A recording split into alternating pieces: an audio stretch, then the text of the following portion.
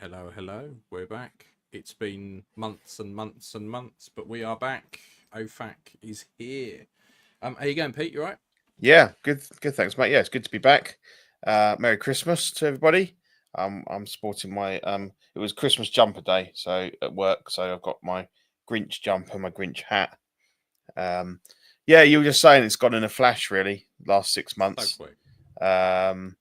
So yeah, but I think we were both keen to get a show out before Christmas, and then we'll be back next year. We're just working on sort of frequency and scheduling and stuff like that. But yeah. Yeah, it's weird. Like 6 months just feels like it's flown by. Like I was thinking, oh, we'll have a nice long break, lovely, and then gone, boom, disappeared. Here we are. Well, hopefully we've refreshed and have a newfound vigor for this hobby of ours. Oh, I've got a feeling I'm just going to be just as bitter and twisted. But Well, that's okay. just when you spend so long making that a personality, it's hard to kind of back out of it. Yeah, that's what people expect, I suppose, and you know the classic C bomb that no doubt you'll drop at some point today. Oh, we do love a cunt bomb. Yeah, We do. yeah, We do. absolutely. Cool. Right, so we thought we'd try something slightly different because it seems a bit weird if we just went straight into like new this fortnight because it's been 6 months. So we're going to go in with new this 6 months. What so picked up in the last 6 months? And you can go first, mate. Yeah, so I've had a pretty good 6 months, if I'm honest. I've slowed massively down, right? But I do like a bargain, and I do like the Mandalorian, and Mandalorian stuff and Clone Wars stuff seems to be relatively cheap at the moment. So I've been balls deep into that. But so I've had a load of pre-orders come in, which a lot of them have been delayed. So a lot of the stuff that a lot of stuff has, Oh, it's fucking insane. So a Yeah. lot like Picard, right? I got an invoice today, paid for that today. Yeah. That fucker should have been here months ago. And then I'm thinking, well, that's Picard. Then fucking Beverly is meant to be end of Q4. Well, that's now. And I'm like, you can't predict Nanjing, mate. He spouts so much hyperbole and crap all day long on Facebook and stuff. You can't understand what he's on about. I think just be happy that he'd been invoiced for it, and he might be on his way soon. Yeah, but it's not even like just the XL6 stuff. My my Emperor turned up today, and that was meant to be. So I paid that off a couple of weeks back. It only shipped a couple of days ago. That's Darth Sidious, yeah. Yeah, and that had come out like a couple of months back, but it was like I didn't realise it was one of these where, like I think Kit got like 20% of them, like when it first came out, and then it's taken ages for it to come through. Yeah, so it seems to stacking up. Yeah. But thank God for PayPal paying through. That's made life a hell of a lot easier this time of year. Stacking up like Merlin, as Zach would say. Just keeps piling up. Yeah, piling up. So I picked up my R2D2, so that came in. No, C3PO. Sorry, not R2D2. That's kind of. I haven't got a picture of R2. No. I got an R2. You got an R2. Yeah. You've got loads of R2s. I have. Yeah. Fucking love it. Like C3PO is fucking brilliant. He is so good. Being completely die-cast, like he's just so heavy. Which is what you want from a droid, right? You want them to be heavy. Yeah. I picked him up too as well, and I'm not disappointed. I think he's really good. The annoying thing was though, because I still had the Sideshow C3PO, and I was like, okay, put them side by side, and I was like, okay, this is clearly better, right? The Hot Toys one is clearly better. Yeah. But the Sideshow one still looked pretty good. Like it wasn't like most stuff where you get the Hot Toys version, the Sideshow one goes in the bin. So I was like clamoring for a way to use it. I used it on Chewie's back for a little while, and then I was like, well, 100 quid's better in my pocket than on Chewie's back, so I ended up selling it. But you sold him, yeah. I think if I hadn't have picked this up, I probably wouldn't have been that disappointed because it's still a decent figure. Yeah. But this one's great, and the fact it comes with little Salacious Crumb, absolutely fucking fantastic. Like, love it. Yeah. I've only got his R2C3PO. Nice. R2C3PO. And then I picked up Ahsoka. Mm-hmm. That was about that was like 120 quid. Yeah, it's I a good was time. It's a real buyer's market out there at the moment. uh, Um, it, what it's I've noticed Mandalorian stuff dirt cheap, yeah, dirt cheap. And I really like it. So I'm quids in. I'm like, this is fucking fantastic. It's a really good figure, to be fair. hmm It's a shame that like I really like this look with the lamp and the cloak, but it's just a bit of a shame because actually the clothing underneath is really good. But that's yeah. just not the look I want to go for. No, no. That's And always the problem. A cape and or a poncho is a cool look, as Shane will mm, attest. But obviously, it is at the expense of obscuring most of the rest of the clothing, yeah, which is unavoidable unless you're buying two of everything. yeah, Um, yeah. so But I'm not worried about the elbows on it. They all seem fine. mhm. Like and even if they were to suddenly go overnight, I just pull the sleeves up a bit, Well, cover exactly. it up. Yeah. But yeah, so I'm particularly liking that, and then I picked Yeah. that maul up. So it's not got the right head on it. That's the maul from. So the head on that is the second head that came with my hmm Phantom Menace one. Yeah. Because I'm not a fan of the old maul head. It just doesn't look quite right. hmm Um, but this one came with everything apart from the top, and the guy, it was like 110 quid on eBay, and Yeah. I've been after this for a while. The idea is eventually I'll kind of rough him up a bit, so he looks like he's been in the wars a little bit. hmm But I'm loving that, particularly like the tattoos on the body. Yeah. It looks It good. just looks really, really cool. So he's kind of sitting on my shelf a bit, and then I picked up a transport trooper back when Savvy were doing them for like 95 quid Nice. a few months back. And it's a figure I've always looked at and always gone, yeah, I want one of that so I can put my Dinjarin head on Yeah, it. it's a cool figure, and at that price, Oh, it's a steal. yeah, 100%. Like, and I know Sideshow's been giving it away, Mm, and they've been giving a lot of stuff away. yeah. But for us over here, it's not worth doing that. Not By the really. time, no, Yeah, by not the unless time you you, spend, not unless they like when they did the. I mean, obviously they did the Boba 2 pack. They did the Batman, Superman. If you really wanted those and you were holding out on them, then it's worth doing. But we would have had to pay. I think you spend $300 or something, and then by the time we've got all the shipping and tax and stuff, you're looking at 400 at least. So yeah, yeah, it's free, but we'd be paying almost twice for the figure we had to buy. So yeah, exactly. By the yeah, time import comes in, you're yeah, absolutely going to yeah, get hammered. yeah. So yeah, like I said, there's been loads of bargains lately. So I've been picking up the odd one here and there. But the transport trooper is fantastic. Really, really like it. Yeah. It's a decent figure. It does everything it says on the tin. And then this blurg. This is probably my It's favourite pickup. huge. I can't It believe is how big it massive. is. Yeah. It is absolutely mahoosive. He's a big old fucker. So I had Quill in a way. And there's a guy on eBay. I can't remember his name, but they sell. So it's a wholesaler, a collectible wholesaler. hmm And what happens is he will put on there figures dirt cheap, brand new in a box, and they go damage to box, no damage at all, like at all. I pulled it Yeah, I out. think There's I've like seen. I think I've nothing. seen those listings. Yeah, yeah, Yeah. So this was like it was like 150 quid for the blurg yeah. and Wow, quill. So I sold my other quill and it paid for both of these. that's mad. So it's insane. Yeah, It is yeah, absolutely insane. But it's such a big figure. Like you can see him just up there, and he takes up most of that cube because yeah. you have to kind of have him sideways. Like you don't necessarily need a base for hmm it. Like that base you don't really need. You can have him off of it, but it just raises it up a bit. And when you've got other figures and stuff like that in the cube with it, you kind of need it. Yeah, so Um, that you can still have people, other figures in front. yeah. But I'm not sure if it's the Thanos base or not. Does that come with Because it though? yeah, Oh, okay, yeah, all comes with it. and it's got a Um, peg, is it, or is it... yeah, it's got a peg that goes in that far back Yeah. foot that So just pegs is up the into it. peg on the base, so you can have him without the Yes. base? Yeah.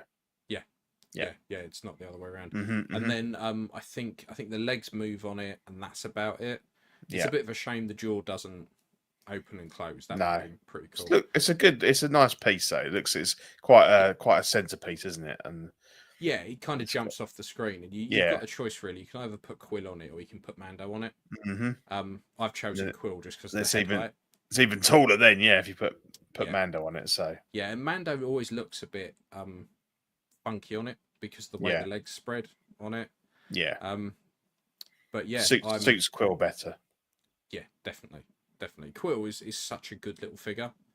I'm genuinely surprised how cheap he is now, because I thought most people would kind of want to pick him up because he's a very, very nice little figure. Yeah. Yeah. And then yeah, like I say, still going. Mark Pearson. Incredible cunts have returned. We have.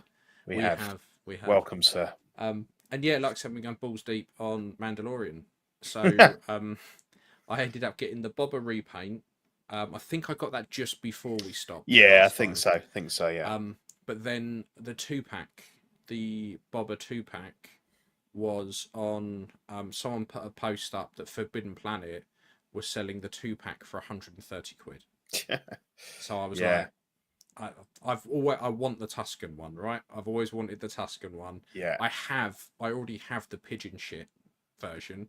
Yeah. So that's up on eBay at the moment. There's the single one loose. I think it's on there for like 115 quid. I'm like, just take it. Just someone have it. Take it off my hands. Yeah.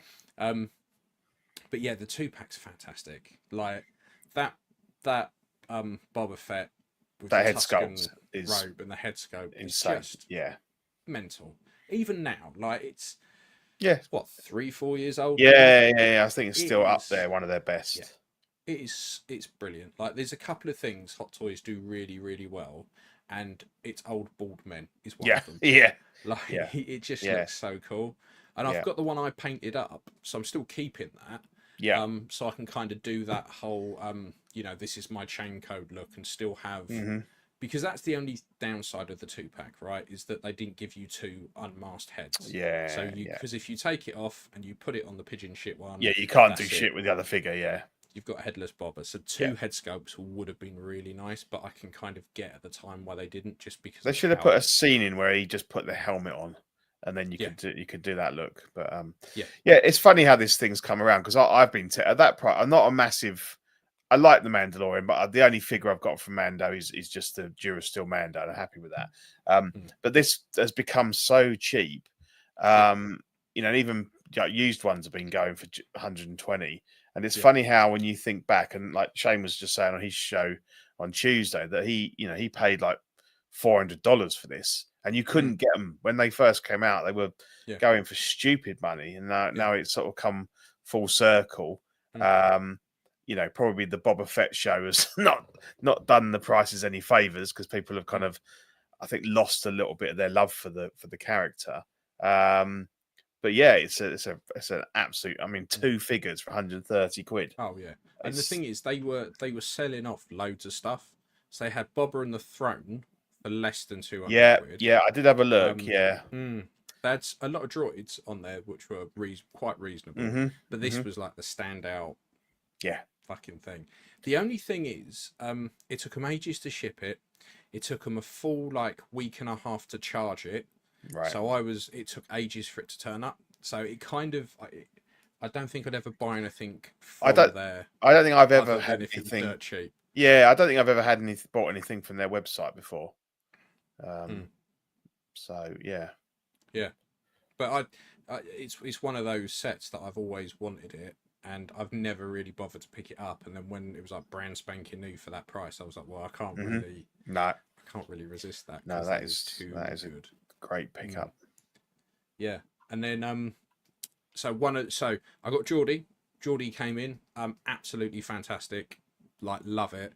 My only grumble with X06 is so the visor on it is scratched up, and it's got like a big scratch down the side, and a big and a bit of it's kind of chipped and hanging up. It's annoying. Oh, it fucking infuriated me. And the thing is, I got it so quick after it launched. So I messaged X06 and said, look, I've got some damage to it. What's your process? And they said, send us some photos. So I sent them the photos, nothing. Didn't get anything back. Messaged them on Facebook, nothing. Ignored it. Dropped them a couple more emails. You know, any news on this? What you know, what's going on? Nothing. Completely ignored it. So I'm a Yeah. little bit like, well, I keep my current pre-orders with them and hope that they turn up okay. If they don't, then I'm probably gonna Yeah, use I them. mean, I haven't. Well, we'll get to mine. I've literally just dipped my toes in the Extra 6 waters yesterday, so it's not good to hear that, and I think that you know, their customer service is something that they need to work on, and without Nanjin doing his usual, oh, you're fucking lucky you got these figures. No one else is doing Star Trek. Put up with it. You know, no, not It's acceptable. always yeah, and I don't what I don't understand and what I haven't missed over the last 6 months with just kind of dipping in and out is any other product I buy, right? Anything else, it doesn't matter if it's it doesn't really matter what the fuck it is. Anything else, Yeah. right? You buy it, you treat it like a customer. Now, I'm not saying that they have to like bend over backwards and lick your ass up, right? No. But there's a certain level of like professionalism and that goes on. And I see posts all the fucking time from like certain retailers, and I see posts like from I just see these people selling figures as a business, right? And you see these posts where they're calling customers dickheads. They're fucking, and I'm sitting there going, now I've never had a problem with a lot of these people, right? Because I order stuff, it turns up, it's fine. If there's a problem, they've sorted it for me, no worries. Yeah. But if I was brand new into the game, I'd be like, well, I'm never going to fucking order from them. What the fuck is that about? Like, but it just seems to be recognised and tolerated, which is really weird because you wouldn't do that anywhere else. I think ultimately, whatever reason they're in this business or whatever, you know, they have to provide the figure that they've solicited. Now, people can moan, the head sculpt's not as good as I thought it was, the tailoring is not as good. That's all subjective stuff. That's tough shit. But if they deliver something damaged, and clearly that was damaged before it went into the box, because there's no way you'd have got scratch or a divot damage. So that's gone in there. So, you know, it is their responsibility to provide you with a replacement head sculpt, even if they make you send the other one back, you know. Well, the funny thing is, it's just the visor. That comes off. Okay, so so it's an easy, easy cheap replacement for them just to send you another one. Yeah. You know, it's just But it's a shame because it looks fantastic. The thing is, it is such a good figure, and they've done some really good things. Like with these next generation figures, the magnetized like holsters and the tricorder holster is all magnetized. You can't tell the magnets are there. The tailoring's spot on. Oh, it looks so good. The Geordie classic, like where he's standing there like that, those hands are joined together. Yeah, I love that. One piece, fantastic. Not trying to make me arse about and join them together. Yeah, brilliant. So like, it's by far one of my favourite figures. Yeah, and it costs less than 200 quid. Yep. It's their work is fantastic. That and Data, brilliant. Yeah, absolutely brilliant. And I'm all in. Like I'm gonna get my bridge crew. Right, I want my next gen bridge crew. I'm gonna get them. It's not doing too badly so far. You go Picard soon, then Beverly, Picard, Beverly, and I'm hoping we'll start to get Riker. Yeah, when he keeps saying that they've got 4 Worfs in production, so surely one of those has got to drop soon. Yeah, the only thing is, as long as it's not like Worf in like the spacesuit or something, just give me classic Worf. Oh, you will get him, but it probably won't be the first one. It won't be the first one.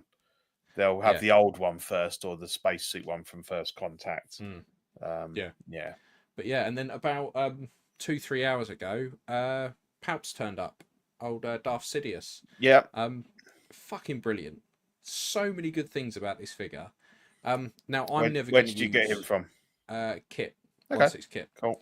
I've got a lot of pre-orders with him at the moment. Yeah, me too. I've got shitloads.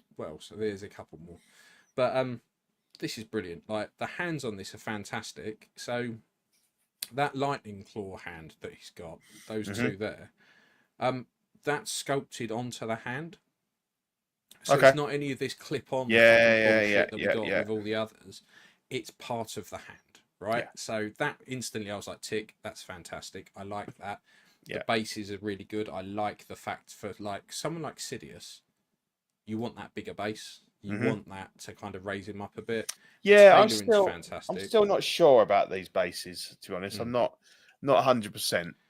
So what I like about these is they remind me of the old round Sideshow ones. They're Yeah, just yeah, raised up, yeah, so you can get more in because of them, because of the shape. yeah, But I love this, right? So the tailoring's fantastic. The hood, it's probably the best 6 scale hood that Hot Toys have done, right? No need for water treatment. It's wide in the right place.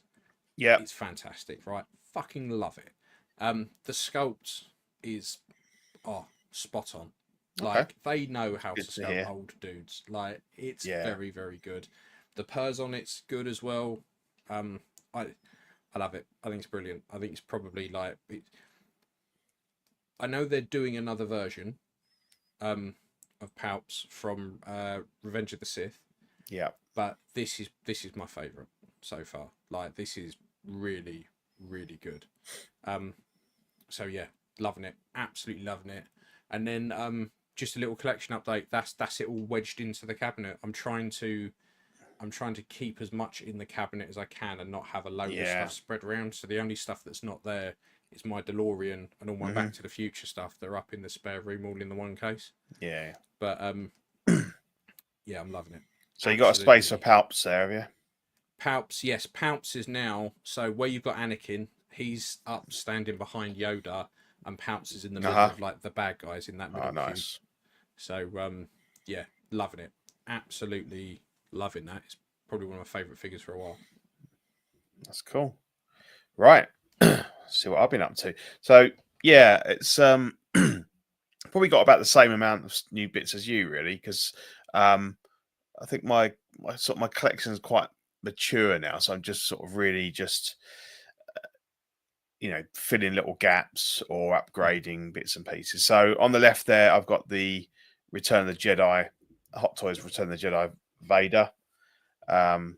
Really nice. Got him with in a pose there that was never seen on screen, but you can't not have that Oh yeah. Sebastian Shaw head sculpt on. So he's contemplating what's happened to his life. He's looking at the helmet. He's got the CCFL It's that premium lightsaber. format pose. Yeah, yeah. Yeah. Great figure, really nice, and it's funny because obviously I got the Kenobi Vader in recently, and then obviously the pre-order for this was literally just weeks afterwards, and a lot of people say, "No, shall I keep? Am I going to keep both and get rid of them?" Well, I'm keeping both because the Kenobi one's in with my sort of mythos Kenobi that I put together, and so then Vader's off on his own. So when you see my cabinets, he's not in there. He's to the side. There's a little gap either side of the cinema screen in here. So he's in one corner, and my Aragorn on his horse is in the other corner.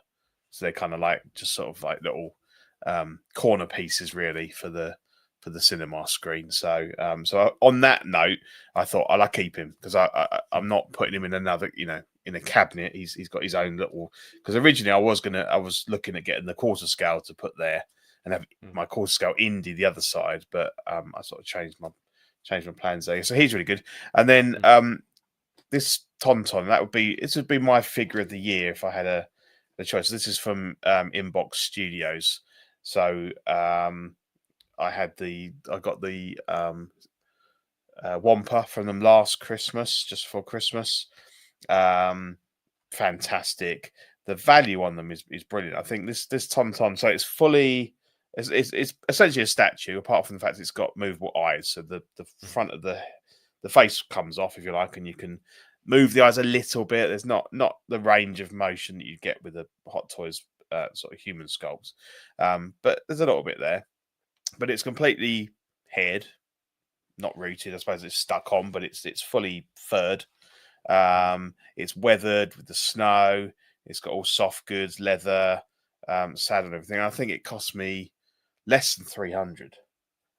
Really good. And when you think that those Sideshow sculpted ones still people want like 700-800 quid for them. People pay about 300 quid just for the Hasbro. Yeah. Like, you've done really well. Yeah. It's a little in joke there with me and Shane that I won't speak about on air.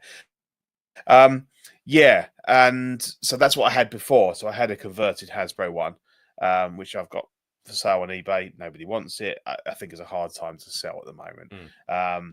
But yeah, I absolutely love it. It's stunning. So I've got my Hoth hand on there. To start with, I didn't think I'd be able to get him in the cabinet, but I was able to drop, as you'll see when you see the cabinet. So I got, I think when we went off air, I was building my new cabinets, so I hadn't got anything sort of out on display. I was able to drop the shelf just enough to get him in, which I'm really glad about. So he's in the Empire display now. I mean, these are very limited, so I think there was two versions. There was a version A, version B. Version A is hands one with the two complete tusks, horns, and then the version B is more like a running pose, and that's Luke's one. I think it was 99 of each, so they're very limited. So you're probably not going to pick one up now. But yeah, I love their stuff, and I'm always keep an eye out. I mean, a Bantha would be great. They made one for Mandalorian, I think, and they are going to do a New Hope one, but that's fucking huge. So I don't think I'll get one. But the work they do is fantastic. So yeah, so like about almost a year to the date from getting the Wampa. So that was good. Okay, so the star of the show, in our Aragorn, I think you've all heard as much as you want to hear about this figure. I absolutely love it. I think it's amazing. I can't really speak for the tailoring stuff because I think it's good enough. A lot of people moaning, saying, "Oh, it should have been a leather coat and stuff like that." I'm not too bothered. I think I have still got the ACI one. Probably be a little step up with the tailoring and the quality, but it's all about that head sculpt really, and it is stunning. And I think the only issue with it is the hair comes out of its little kind of its little clear protective case. It's very curly, so they put a lot of product in, and it's very curly, and he doesn't really have almost like permed hair, which you can see on that left one where he's on the horse. You can still see it. So yeah, I kind of just took a risk. So I washed the whole lot out. Took quite a while. And then I just put some kind of gel on it and just sort of flattened it down. Just cut a couple of the hairs on the forehead just short so they can just sit on his forehead. I think the hair is probably just about long enough. There was people saying that the later batches, they seem to have made the hair a little bit longer. Whether that was actually in response to people saying that they felt that the hair was maybe a little bit short, or whether it's just pure coincidence. But and I think there's been quite, from what I've read, what I've seen, there is a little bit of a range in terms of paint quality. So some there's a notable difference between sculpts. Some are much better than others. I think my one's pretty good. Yeah, I think that looks really good. I see what you mean about the permed hair on the left. Like, yeah, on the it's right, more like it looks really good. Yeah, he's a bit musketeer, a bit D'Artagnan kind of thing. Yeah, a bit on Gladys. Yeah, and I just couldn't sort of deal with that, so I thought I'm just gonna. So yeah, at one point it was just like his head and his hair was just out here like that. I just thought, fuck it, I'll go for it. What's the worst that can happen? It's just so actually, yeah, exactly. So yeah, really, really happy with him. I will be starting and ending my in-art collection with him, I think, because that Legolas went up for pre-order, and that's the price on that is ridiculous. I think it costs us here about 450, 500. And that's more than this guy, and this guy comes with a lot of stuff, whereas Legolas is very bare bones. And I guess they're probably putting a lot of money on that on the hair because I got to braid it and stuff like that. But no, this is one and done for this. Happy with my Asmus, my customs and stuff for the other bits and pieces. I did have a chat with Lee Ward at one point because he had the Harry Potter, the deluxe one with the rooted hair. Yeah, 500 or 490, and I thought about it seriously for a little while. Watched a lot of videos and everything, and I was like, yeah, it does look good and everything. And I just thought, have a word with yourself, mate. £500 for one figure that's not even, not even a full size figure. And I think even, you couldn't even justify it with the base and the backdrop and all the bits. It just doesn't compute. So I think, in some cases, you sort of think you got to pinch yourself and say, is this really what people think we should be paying for these figures now? So it's a shame. And I say, I don't regret getting Aragorn for 1 second. And I think he's worth every penny. But as I say, unless In-Art surprised me with something down the line that I really can't not live without, I think this might be my, me done with them. But yeah, it is fantastic. Yeah, and then quickly, so I got Padme. I can't believe how difficult it was to get hold of one. But they're insane, aren't they? I think I don't get why I don't get it. It's good, no, but I just don't get why they're so no. And it was one that I think a lot of people slept on to start with, and people were moaning that the sculpt wasn't great and everything. And all of a sudden, couldn't get one anywhere, and people wanted 350 and stuff like that. And I think I got people down to about 320, and I was like, I don't really want to pay that. And then good old Lee Farncombe comes through. Oh yeah, mate, I've got a second one. It's boxed, never opened. I think it was 240, something like that. I was like, you're the man. You're the lifesaver. Fantastic. Yeah. So yeah, it's really good. It's not exceptional. It doesn't blow me away, but I just wanted to have her to go in my prequels shelf.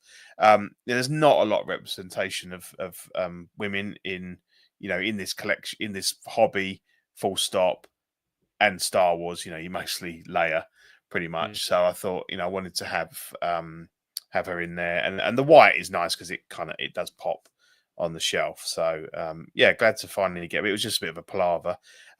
There's my Return of the Jedi 3PO behind a new R2, which is the Tamashii Nations diecast R2D2, which again I just got. It was on eBay for a price I couldn't resist. I've always fancied getting one to see how it felt, and a lot of people focus in and go on about the little rivet dots on the front. You don't really notice them, and it's fantastic, and it is definitely my favorite R2 now. So I have 3 R2s now. So I've got each of my New Hope, my Empire, and my Jedi collections all have an R2. So I'm happy because that's kind of where I wanted to get to. And I kept looking at the original trilogy one that Shane's just picked up recently, and the money it was going for was ridiculous, and I couldn't justify it because I wouldn't display it with all the bits and pieces and everything. So yeah, no, again, glad I picked that up, and it wouldn't be a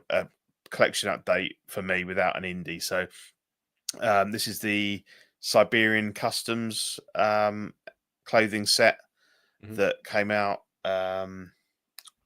about 6 months ago, and I didn't get on it, and I kind of regretted it when I saw it come out. And again, I was able to pick one up at probably not like retail price, so still not cheap, but I honestly think it is my favorite of the custom outfits I've got. I just think the way everything drapes, the trousers, the jacket, yeah, it's really happy with it. So I've gone with a really good. Yeah, and I thought, what look haven't I got? So this is the when he's in Nepal, so there's just some snow dusted on him, on his shoulders and stuff, and this is where he's about to go into play the game. I'm playing it, mate. Yeah, it's in the. I downloaded it. I've not played it yet. Yeah, I've only played about 2 hours, but I fucking love it. I've got it in the film, TV, and games section, so I can chat about it. But there, yeah. So I've gone for the he's about to go into the Marion's bar and stuff like that. And there's this snow base I had, so it kind of worked out well. So I've got one. I'm sort of maybe I'm well. I'm not done with Indy. Of course I'm not. I've got 2 Dial of Destiny figures coming. one to display and everything, and the other one to just take bits that I want, and then because it's a leather jacket, so it'd be interesting to see what how the Hot Toys one.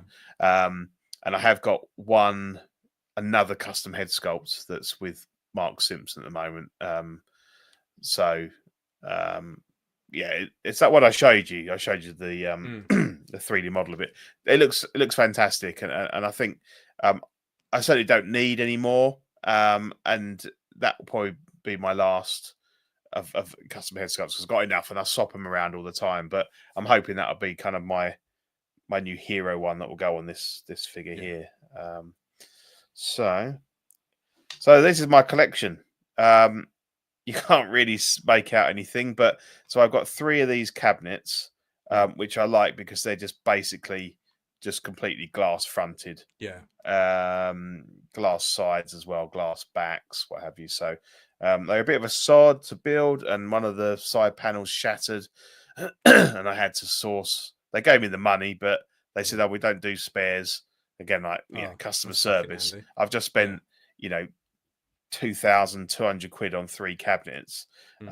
So they sent me the money, and I had to get a local glass maker to do it and stuff like that. So there were some hiccups along the way, but I'm glad that I chose them because they do look fantastic. They do look really cool.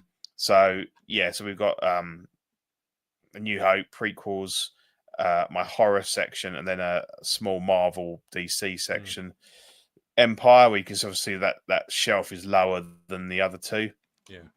It was a little bit lower anyway for the other Tauntaun, but this one's even taller, so I had to drop it even more. Then you've got the Mines of Moria, Lord of the Rings, and you've got Aliens, Robocop, the DeLorean. So DeLorean Part 2 I got. Then we've got Jedi, 2 indies, and then kind of my sort of an 80s collection. So you got Rambo and Predator, Die Hard, Blade Runner, Conan, all sorts of bits and pieces in there. Nice. And then on the top, you've kind of got that's the repainted, the dewback, the Hasbro one. I've got my indie quarter scale up there, and then the middle is kind of my little collection of NECA Universal Monsters, so 6-inch figures. So I've got them all boxed up the top, and then I just picked up loose ones of them where they were broken and stuff, like the arm was snapped. Picked it up for like 12 quid, glued the arm back on. So I've got kind of the core set on display with the boxed versions behind them, and then the big sort of accessory sets at the top because they're beautiful boxes with the artwork and stuff. So I thought I'd like to display that. NECA does really and then just some odd bits. The artwork's always great. They are great.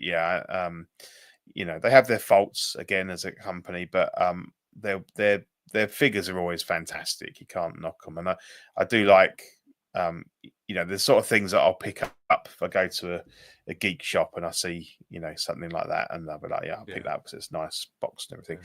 And then I started off, so I already had so you can see on the wall there these carded figures.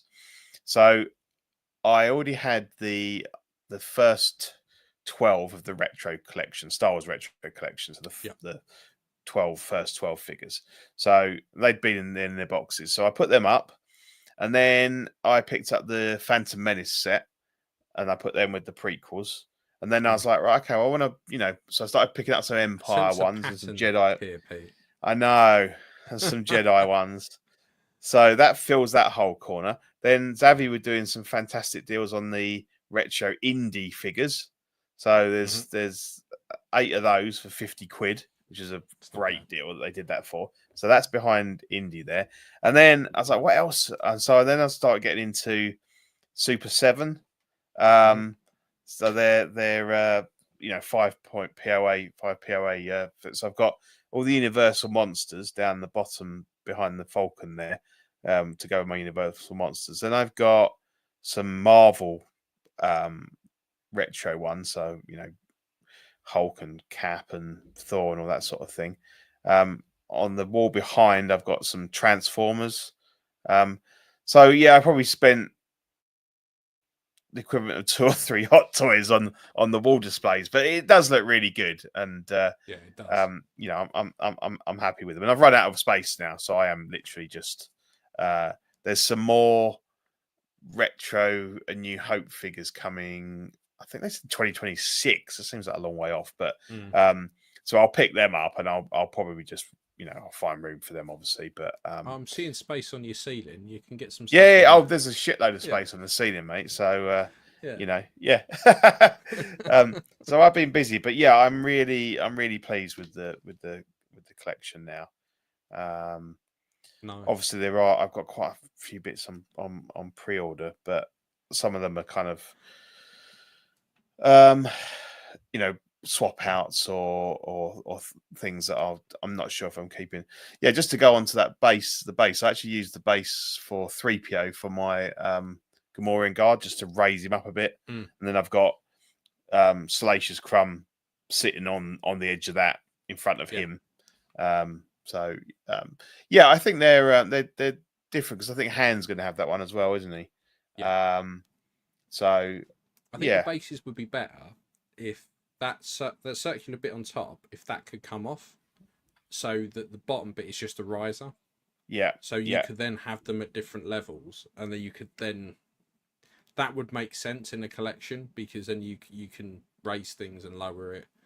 I think that, because really looking at the base, there's no real reason why you couldn't really design that in. They just haven't thought of it. But if they did that, they'd be really good. Yeah. So there we are. There we go. Cool. So that's what we've been up to. Lane's messaged and said he asked us a question. Here we go. Oh no, not that one. That one, I think. Hi, big guys. Are you feeling the Artisan Line series and how it's evolved since last time you guys were doing OFAC? Since we got the 2.0 Winter Soldier and Moon Knight coming soon. I couldn't give a shit. I see them. I literally see them and go, oh, okay. If I had the version before, I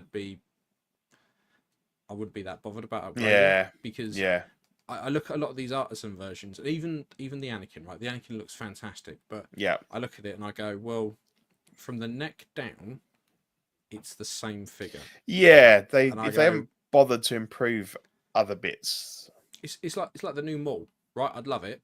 Yeah, but I'm not spending all that money just for a better, slightly better head sculpt. No.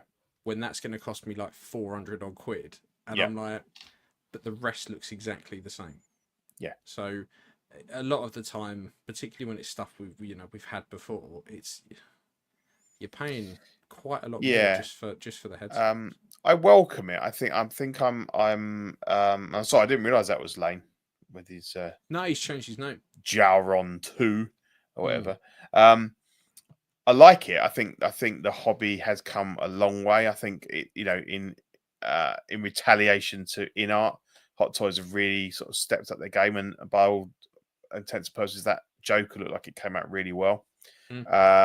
So it's great that we've got this innovation, but obviously with it comes a cost, and also they're putting these artisan ones behind not just a paywall, but a availability wall. So they're making them very limited. They're making them very difficult to get hold of. You got to get in that queue and all this stuff. And I'm not a fan of that, to be honest. I'm not in this hobby to get, it's not a statue hobby. We talk about this before. It's not a statue hobby. I don't buy figures to have rarity and to make money on them and say I've got only this of this. I just get figures that I want, and I think I don't like the fact that these artisan ones, not everyone that wants them can get hold of them. So I appreciate the skill and the way the hobby's kind of constantly evolving. But yeah, the prices and the availability, I'm not so keen on. Yeah, it's mental. Absolutely mental how much they are. Yes. Oh, this looks cool though, doesn't it? Yeah. Like, this, you know, new releases. This looks I know. fucking brilliant. Yeah, I love it. So good. I mean, look, I'm not going to get it No. because I have a DeLorean and I'm very happy with my DeLorean. But for anyone who's listening, when we actually bother to upload this to Spotify, Yeah. this is the Hot Toys Back to the Future Part 3 DeLorean. Yeah. It's coming in at £800, which is one of the main, which is a really good reason why I'm quite happy with what I've got. But, Yeah.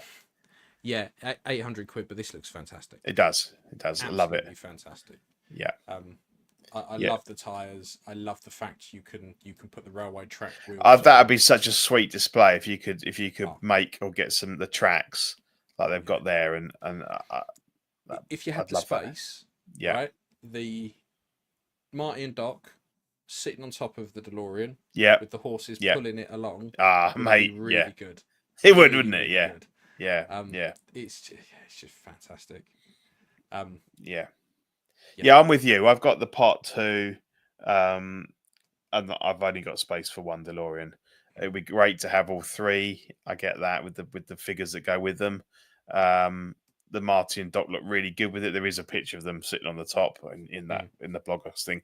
I think the details on this are lovely. That's why I put in. I love the little handheld thing for the log burn thing, and obviously the hood apparatus as well.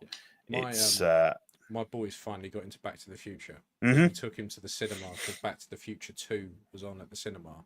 Cool. And so we took him to watch it, and he's like, "Oh, are there more?" I was like, "Yeah." Like, we're gonna have to start at the beginning though, bud. Like, yeah. It was a very good weekend in my house. Ah, fantastic, mate. Fantastic. Yeah. So yeah, I think I mean I haven't seen it's early days, so I haven't seen anybody with one in hand, and whether there's any issues, you know, like there's some issues with the early batches of Part 2. Mainly to do with the wheels and flipping them to hover. Obviously, the wheels on this come off, and you can put the train wheels on. So hopefully, there's not any issues around that. They've probably learnt their lesson now, making sure that the QA on that's good. But I do love it, and it's very good. And the thing is, like, I think everyone's got a different version that they love. Yeah. Depending on which, you know. For me, it's all about the original when it came off the back of that truck. Yeah. So I've never felt the need to upgrade. Dry ice and stuff. Yeah. Like that. When I think of the DeLorean, albeit like I agree with most people, the Back to the Future 2 version is probably the coolest version. I think, and it fulfills two roles. Obviously, you can have it in the hover or Yeah, but for me, it's the one from Back to the Future 1. Absolutely, the one that's the first one you see. As soon as he reverses it off that truck, I'm like, fucking fantastic. Yeah, so, love it. No, this is cool. Definitely. Yeah, very, very good. There's a couple for you here. Yeah. This I'm slightly kicking myself. Well, I'm slightly glad it didn't, because it would have been another one that comes in just before Christmas. Yeah. But this will be on my pickup list at some point. So yeah, Revan from Knights of the Old Republic. It does look amazing. Absolutely fantastic figure. 250 quid. You know, when we used to do this, I was like, 250 quid, fuck off. Like, that's really expensive. Yeah. This is Revan. He deserves to be 250 quid. It is a fucking awesome figure. It looks really, really good. My only complaint is it's probably slightly too clean, but crack the weathering powders out, can't go wrong. Yeah. I feel like this has come out pretty quick as well. It feels like it, because it feels like one of our last shows we were going, oh, look, they've just announced it. Yeah, and it might have been a year ago, probably, but they're still pretty quick. It seems quick in Hot Toys land to me. Yeah. So I think it's great. I mean, I've said before, I don't have any skin in this game. I don't know the characters and everything, but objectively, it looks really cool. It's there's a lot of nice soft goods there. If you ever get a chance, play the Old Republic game. Play Knights of the Old Republic. I think I did, but I probably didn't get very far into it. So that's a long time ago as well. It's very of its time, but it's the story's fantastic. The story's really good. And even the second one, it isn't as good, but it's still up there. they're one of those games that I've got pretty much every version. As soon as it comes out with something new, I'm like, yep, gotta do it. Gotta do it. But yeah, this Mitchell is says, very "What's your thoughts on Romulus, Xenomorph, and John Wick 4?" We'll get to the Xenomorph in a minute. Let's just put the other. So again, this went up for pre-order the same day, I think, as Revan, and he's released within a week. Yeah. Starkiller. Yep. So this was one of the alternative outfits that you unlocked. Yeah, again, this is a fantastic figure. Like, it looks really cool. It's very Sithy. It's very just very. I love all the lightsabers he's got hanging off his belt. Yeah, all the Jedi he's killed. Yeah. Just a very cool figure. It's a little bit gimpy, but that's not hot toys. That's just the yeah. Everyone likes a Jedi Nothing gimp, wrong with but nothing wrong with a gimp every now and again, especially a gimp at Christmas. Yeah, exactly. A festive gimp. That's what we like. Yeah, but yeah, he's cool. He is cool. And that big one on that big lightsaber on his, it looks like a rounder's bat. It's huge. It does. The hilt on it. But yeah, I just think knocked you out with the hilt. Oh yeah, 100%. I mean, that's not even a lightsaber; it's just his flashlight. But I think if you had a choice between this and Revan, like, Revan's going to win all day long. Yeah, I think 100%. It's the cooler look. Yeah, but this is also very, very cool. Very, very cool. I do like it. This I don't know. I just like why. Like, why these were. I don't even know what it's called. What is it? Some sort of. It's I can't remember. It's like a chicken walker. Is it the ARRT that someone put in I think in the chat? That's what Lane put in. Yeah, so I'll trust Lane on that one. ARRT, yeah. Yeah. It's a 501st version. I mean, it doesn't float my boat, right? It doesn't tickle my pickle. But it doesn't mean that it's objectively it's an alright figure. It's just one of these ones I look at it and I go, this. If I said to you, if we're in 2 years time, I got this for the same price I got my Blurg because somewhere was selling it cheap. Yeah, it's believable, right? I think this is the type of thing where we're looking now. It's 380 quid, but give it a year, 2 years, and it's gonna be that bargain bin big vehicle that Hot Toys, because Hot Toys have these weird vehicles that suddenly and creatures that suddenly, like, oh, they're really cool at the time. And then they it's a shelf warmer, right? It sits on the shelf for ages. So was this actually in the Clone Wars show? Was it? Yeah, they're in the Clone Wars show, and they're also in episode 3. Oh, okay. Well, they're here he is. Yay! Evening. You got a Guinness there, Shane? I do indeed. I am living the cliche now. Love it. Yeah. Top man. Thanks for sending me the link. I kind of just got home about maybe an hour ago, and long day. Had to get a bit of food, and the dog was on his own, so he requested belly rubs, and then he fell asleep because I'm that good at belly rubs. What can I say? Nice. Cool. A man of many talents. Yeah. Well, it's true. Well, if the whole teaching thing goes aside, I can put up a sign, I will belly rub your dog. Yeah, that's going to get clipped and gifted. So, Best euphemism I've heard all day. Yeah. Yeah. How are you doing, guys? You good? Yeah, good. Mate, yeah. Just enjoying our first show back for 6 months. So yeah. Well, you just spent 45 minutes to an hour on new this month. Yeah, exactly. It's good. A lot of nice stuff in there as well. Yeah. Considering when last time when I was like, well, I think I put my foot halfway out the door. I don't think I'm going to be getting that much stuff. And then when we were like, right, let's get some photos together. Everything we got in the last 6 months. I was like, oh, that's not the list of someone who's halfway out the door. You're on the way back in. You went out one door and came in another door. Yeah, it was a revolving door. I tried to leave and it just took me straight back round. So I don't think any of us are capable of leaving it entirely. Yeah, I heard something before. It was like when Facebook was big, and then every now and then you'd have someone who'd be like, they'd put up a post saying, "Hey guys, just leaving Facebook. Just want everyone to know."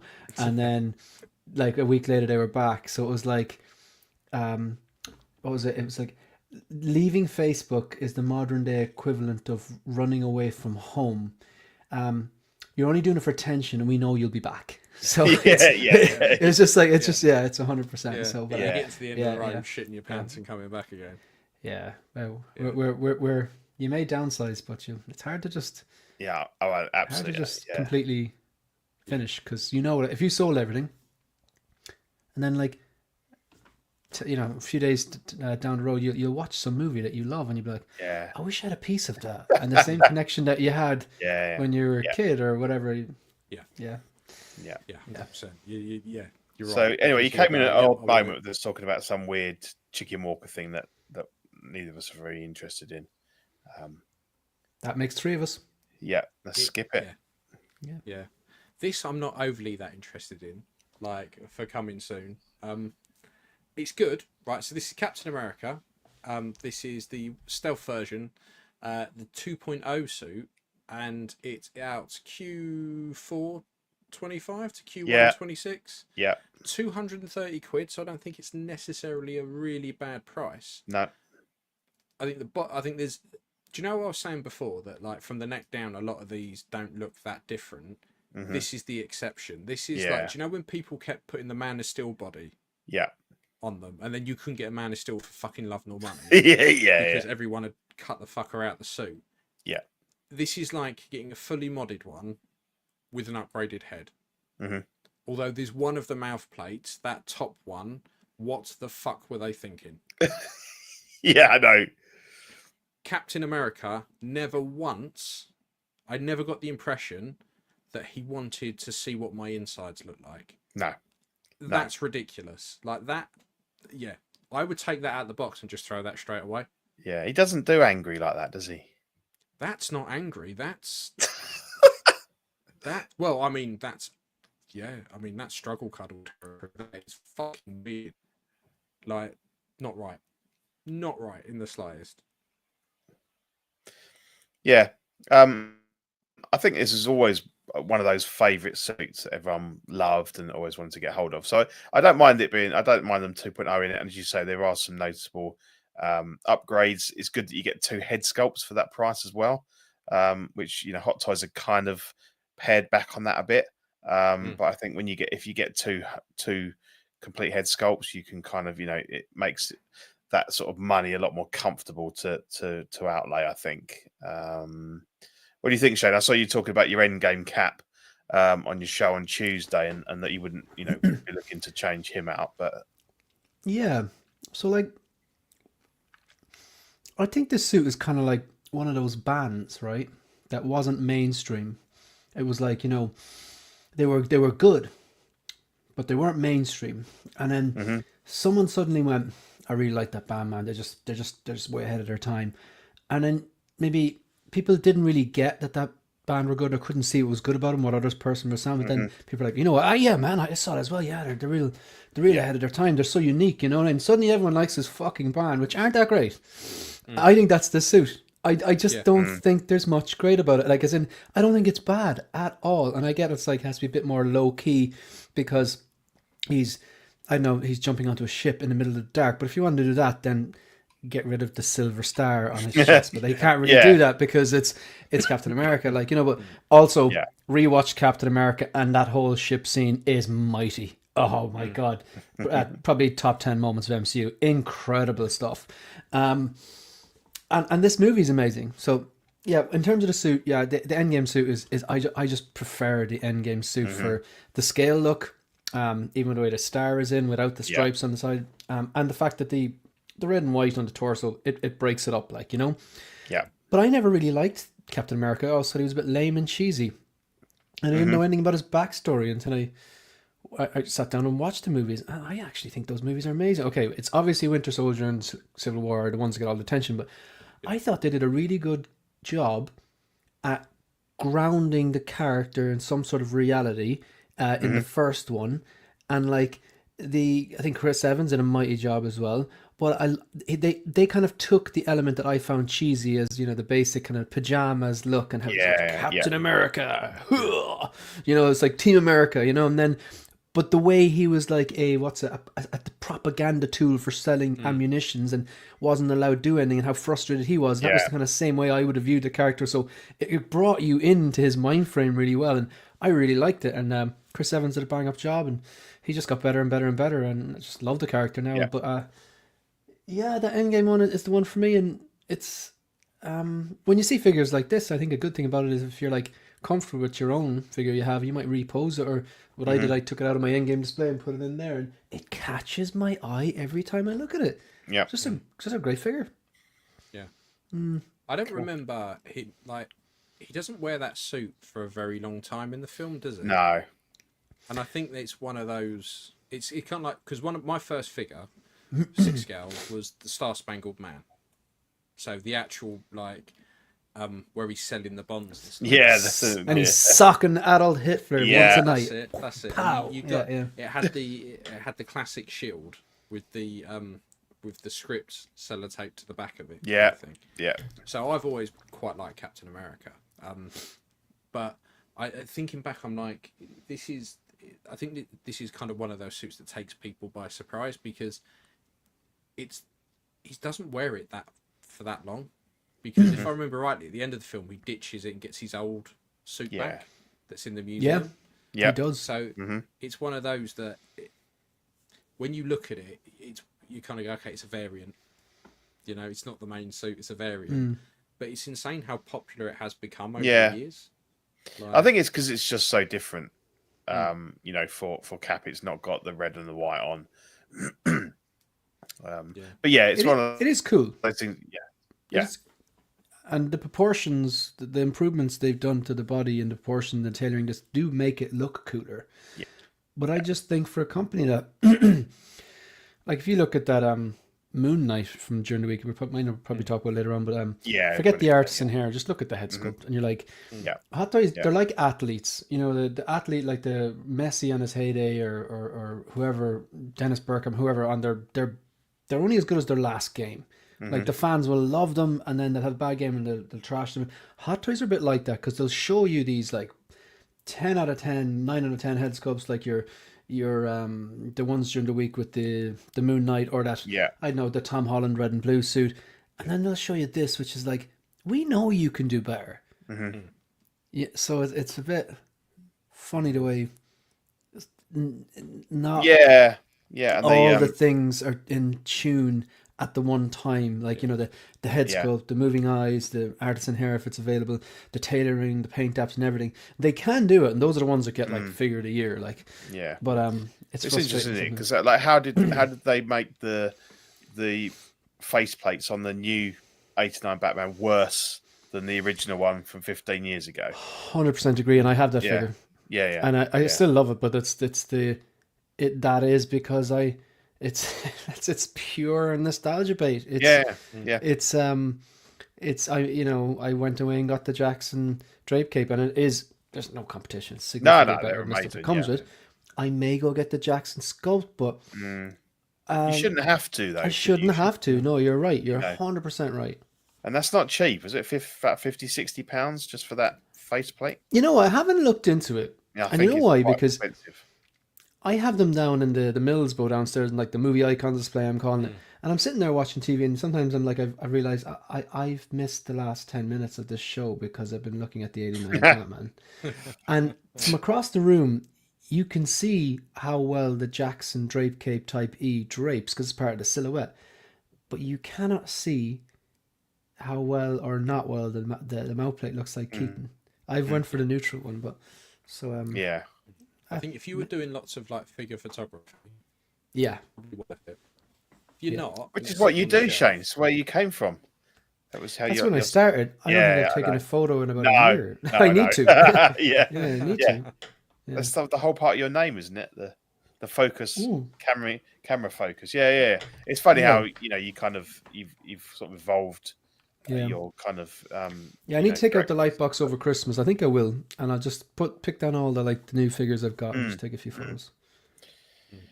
Yeah, so then we've got the Scorched Xenomorph from Alien Romulus, and I know you've been talking about this a lot on your show, Shane. I actually just watched it for the first time about a week ago.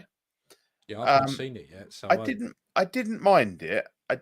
I don't think it was great. It's certainly not up there with the first two. It's better than some of the other ones.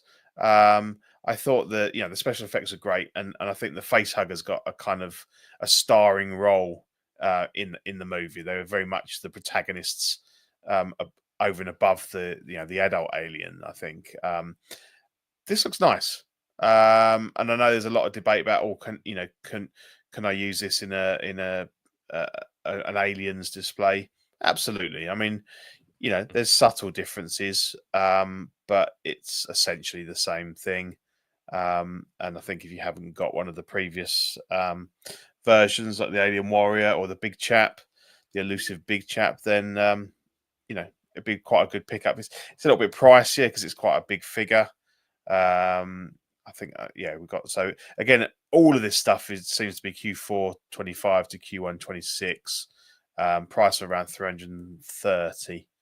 I won't be picking it up because I've got the Hot Toys Alien Warrior and I'm happy with him.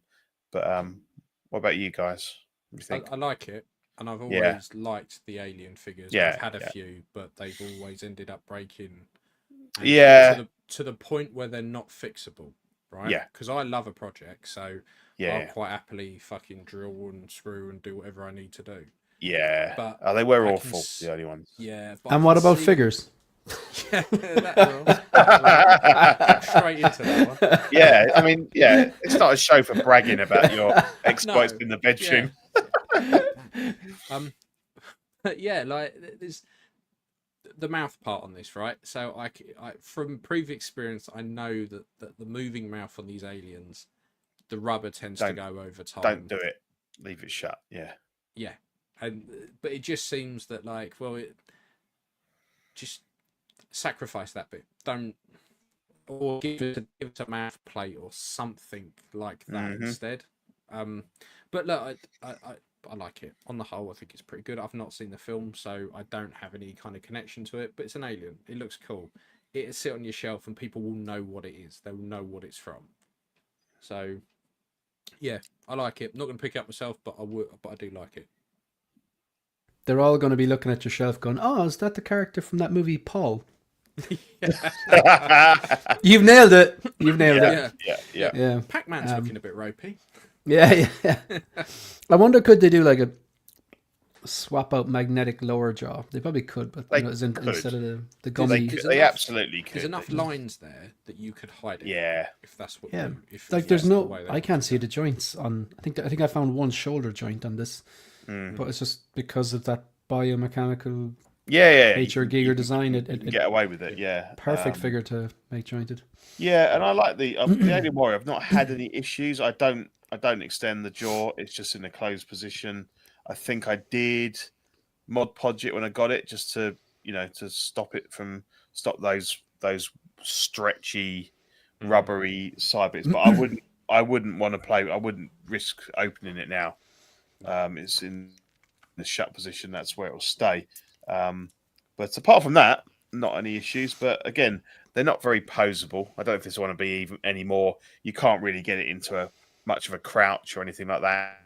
It's pretty after much those early ones where the joints straight up just and down fell to bits. They're awful. I get why with the Big Chap and that they pretty much made it a statue. Those aliens figures were after 3-4 years they were just all in bits. All the joints were broken. I have one in bits here that's like a downed one. But yeah, what did you think of the movie, Shane? I think you were probably similar to me. Yeah, I think actually very similar. I think the best way I've heard this okay, when it comes to Terminator, there's 2 movies, and I heard there's rumors that there's more, but I think those people are wrong. That's all I think they are, and that's my ignorance is bliss. But with Aliens, I still enjoyed the third one, but I know it was a massive departure from 1 and 2, and it was sad, but at least it tied up. It's okay. Ripley's story. Yeah. Did not like the 4th one, and then I watched it as a teenager, and I should have been liking all sorts of shit, but I didn't like it. But then Covenant and Prometheus, I was like, I knew going in, okay, this is never going to be Aliens. It's never going to be Alien. But I was still going, it was all right. I didn't hate them. I know a lot of people hated them. this is, I think it's more or less the same kind of strength. Like I would have scored this. I scored this movie 3 stars out of 5. I don't. I wouldn't say it's a bad movie. I think It's it's a no good honey, movie, is it? It's no but honey. it's, oh man, come on, please, honey. Like, don't even get me started, man. Don't even. It has it all. It has it all. Storyline, special effects. She does her own stunts. But I need to go back and rewatch that alone. But yeah. Well, that's why I thought you were giving it 5 stars, because it's Jessica Alba. You know. Oh, that was the only reason. Like, anything I mentioned, there is no storyline. This was made for fucking. I know. It's just and in her, I think in her heyday as well. Like, but because like I think when I was watching it, like I was like early 20s, and she's like, I'm 41, she's 43, so kind of like the same age. And it's like, my God, this woman was crafted by the gods. Yeah, absolutely. Yeah, but yeah, look, a 3-star movie. Well worth a watch, but don't be expecting 1 or 2. I just think I'm in that mind frame now of that, like we've got that DX46, the Battle Damage T800 2.0. We've got a T1000. We've got that clean one's going to be dropped, and they've teased the Jungle Hunter. Yeah. I just think in terms of my own, like, and plus, like, I'm getting married. Eventually, we got engaged this summer, so I'm getting married. I know 2026, 2027, but that's there as well. It's like, okay, I need to be very, very strategic with my space and my money. I know that every single collector has that issue, but so it's like, does it make more sense for me to just wait and see if they go back and give me? Because I'll take a Ripley from the first movie, Ripley for the second movie, an Alien Queen, an Alien Warrior, a Big Chap. I actually prefer the Alien Warrior design with that dog leg. I think you can get more creatures. Whereas Big Chap was a guy, and it was like a real. I think the story goes he was a really, really tall, skinny guy. He was drinking in the pub or something, and I was like, "Oh, you'll do." I think it was something like that. But yeah, so I'm gonna hold off on this. But there's no way. If I walked into someone's collection room and they saw that, check this out, I got this the 1/6 scale Alien Warrior from Aliens. It's in like perfect condition. I'd be like, man, that's incredible. I wouldn't be able to go, actually, no. That. Yeah. I wouldn't be able to. You lie, sir. Yeah, but at the same time, I would like Yeah. one branded Aliens that it was actually screen accurate to that, just because it's, if I was going to buy one, I'm not going to army build these things, you know what I mean? No. And they have teased the Rain figure, haven't they? She was on display at their recent convention thing.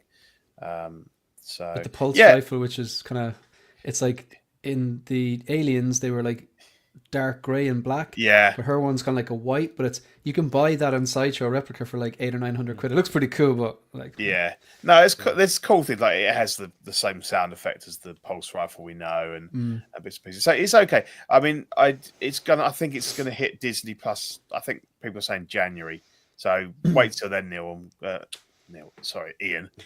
I'm saying Neil. It's because I sit next to a guy called Neil at work, and I haven't spoken to you for a while. Watch it on there. I did buy it, I think, when it went down to about 12 quid, because my son really wanted to watch it, and I bought it too. But you definitely watch it when it's on Disney Plus. It's not bad. I could pick out off the top of my head half a dozen things which were fantastic about it. One being the X-ray scene, which they totally gave away in the trailers, but the sound engineering and that, and the girls acting, and that's just one. yeah. This. Wait, so oh God, this should come with a cheesy bass line. Boom, doo, doo, doo, doo. You know, American Pie, like when your man's about to tackle that. An age rating. This is the equivalent of your mum turning around and going, "Look, we've got a Batmobile at home. Like, it's a Batmobile, but it's just not the one you want. It's like, terrible. I mean, so for anyone listening, go on. This is the Bat missile, and that's not a euphemism. This isn't Batman's penis. It's the middle section of the Batmobile. It might as well be. Q4 2025 to Q1 26, 800. I'm getting close to my £800. Yeah. It's a Batmobile without sides. £800. Yeah, I can't believe they're making this. Fuck off. No. It's one scene in the movie, and he basically has to like trash the Batmobile to get through this alleyway. So it ditches most of the bodywork. It just looks dreadful, doesn't it? And for that amount of money, I think if anybody came in and saw that on your shelf, they'd just laugh at you. Well, they'd just be like, what the fuck is wrong with you? Yeah. Like, they just spit in your face and leave. And they'd be right to do that. It's that classic quote from I don't know the quote, but Ian Malcolm from Jurassic Park saying, just because you can doesn't mean you should. Yeah. I think it's who's asking for this? I know. Like, I don't. So many other iconic vehicles they haven't made that they would have, benefited from their time and effort, as opposed to this. I kind of. I think people. It. Sorry, go on. Sorry, no. I'd kind of understand it if it was so much smaller, and it was like, well, actually, if you don't have a big display case, you could kind of. It would make more sense to me if they only made the front or back half of the Batmobile, right, as like a diorama. That would make more sense to me than just going, we'll just cut the sides off, we'll do the Bat missile. Because if you can display this, you can display a proper grown-up Batmobile. So just do the proper grown-up Batmobile. Yeah, and I get that there's a real Batman Returns kind of hype going on at the moment with the 2.0 figure from Hot Toys, the Jazz Inc, Catwoman, Penguin they've been teasing, and obviously there's been some third-party ones as well. So I get it, but I don't think this is something that people really wanted from that film. What about that Duckmobile? Like, I think I'd rather have that or the Bat boat thing. I think the Duckmobile is a classic example of Yeah. people going, "Oh, make the Duckmobile," but no one fucking wants that either. Let's be honest, lads. Yeah, Right. Let's be honest. Like, but more people probably want that. it than would this. look better with than this, because I think either Present Toys or So Toys they did say that they were going to make the Duck vehicle, but they've all kind of gone really quiet. The only one that came out was that I forget what it was called. Was he called the Gentleman Criminal or something? There was a 6-scale Penguin came out, third party one, which was pretty good. But the Present Toys one has never seen the light of day thus far. And obviously we'll get on to Jazz has been teasing some renders for the head sculpt. But yeah, no thank you to the Bat missile. The price on it is just offensive. Like, Yeah. £800 and you're kind of going. You're paying £820 for essentially a third of the Batmobile. Yeah. And what was interesting about this is one of the selling points. Okay, I know there's loads of selling points for pros and cons of Jazz and whatever. One of the selling points was it was the true 6 scale, because we like to have things in. That's why we collect 6 scale. Yeah. And 110 centimeters should have been what the Hot Toys 2.0 was, and Hot Toys 2.0 was the same kind of recast. It was like 100 centimeters, but yet this one, I believe, is 109 or 110 centimeters. It's the right.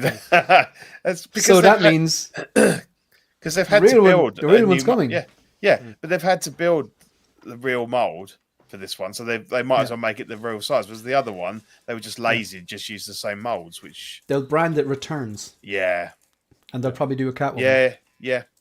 I think they will. I think they will do a Catwoman now, which will be interesting for with the whole Jazz Inc thing. But anyway, Cunt Chops.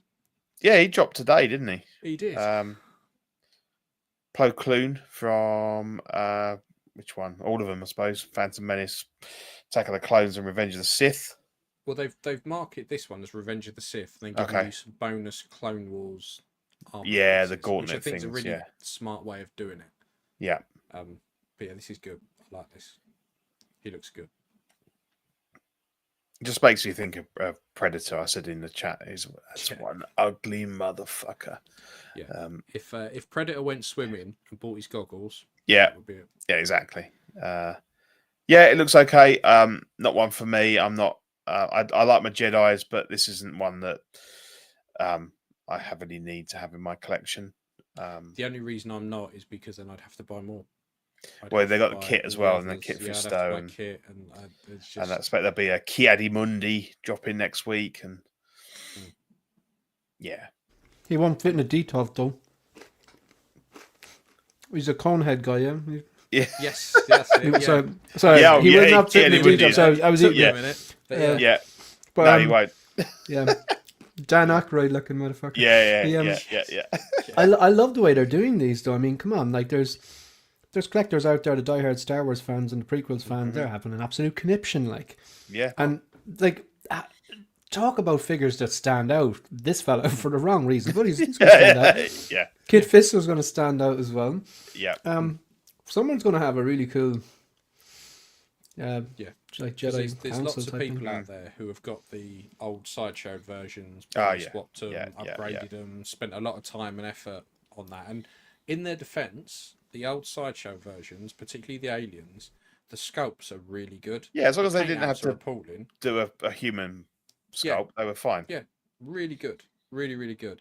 So this is nice for those people to be able to finally upgrade those, and they can do it over time, which is good.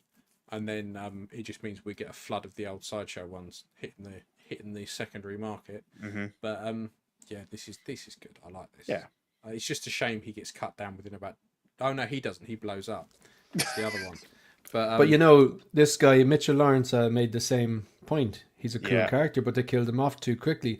Yeah. So Clone Wars is probably more responsible for the love of him and Kid Fisto and Maul should be fucking dead.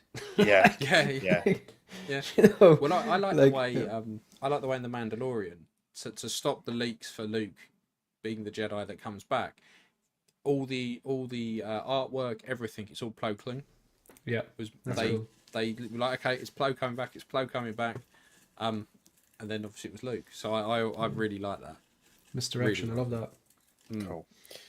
I put this guy in here because this is quite a while ago. This was announced, but I don't think we touched on it, and I know it's kind of up your alley. Love this, and I wasn't going to pre-order it at all. So this is Savage Press, Q1 2026. Or Q4 2025, more likely 26. Let's be honest. Yeah. 260 quid. Like I really like this, and I wasn't going to touch it because I didn't have a Maul to go with it. Mm-hmm. Well, now I do have a Maul to go with it. I'm now going. This is cool. I need this. Savage Press is such a cool character. Maul's brother, and he's big, isn't he? He's a big guy. He's fucking hefty. You wouldn't want to knock his pint over. He would fuck you up. So he wouldn't fit in a D-top either. Oh, he's just huge. Absolutely fucking hench, this guy. So I'm looking forward to this one. And I need to find someone to pre-order it maybe after Christmas once I've paid everything off. But yeah, very cool figure. Yeah, so they announced a couple of upgrades recently. So sharper teeth and better paint application, and the wraps on his robot arm. I never when they showed the first version, I wasn't like, ooh, the fuck is that? It looked really good. Yeah. So the added bits that they've done, I appreciate it, but I didn't think it needed it. But it's if they want to tweak it and make it look better, fair play to them. But yeah, this is very much on my list. Yeah. But I'm gonna have to start to cut things to get it in. Because this is. And he obviously shopped at the same lightsaber shop as his brother. Rocking the same double-bladed saber there. I think it looks great. Again, I'm not a Clone Wars collector, so not one for me. But I think he looks really cool. The more Shane. Nah, same Clone Wars. These are like the. Oh, it looks so cool! Oh, thank God, it's Clone Wars. I don't have to collect. They're. He wasn't in the original trilogy. Brilliant. I'm out. Thank you. Thank God. Thank God. The more that comes out for stuff like Clone Wars, the more it makes me go back and watch them again, and the more it makes me go, oh, for fuck's sake, I'm going to need that. That's a slippery slope. Yeah. It is. But there's so much good stuff there, and it makes me, because for years I was like, right, prequels, they're not great. They're all right. But they did such a good job with the Clone Wars, and it makes you appreciate those films more. Like, it's a stroke of genius what they did. Like, absolutely brilliant. So I'm up for more Clone Wars figures. big time. So next up, we've got the couple of Moon Knight figures that Shane mentioned earlier. I really wasn't a fan of the show. I didn't get past the second episode. I couldn't deal with his dodgy accents. British accent. Fuck's sake. But I know that a lot of people enjoyed it, and they like the figures. So I think it's worth having in here to talk about. Again, Artisan, and also a great head sculpt of whatever his name is, Oscar Isaacs, Poe Dameron. SpongeBob Squareballs. How you doing, man? Hope you're doing well. Hi, Pete, Ian, and Shane. It's good to hear those beautiful British accents again, and brackets, and the accent wherever Shane is from. We're certainly not from Britain. I really appreciate the brackets. These lads are claiming Cillian Murphy these days. So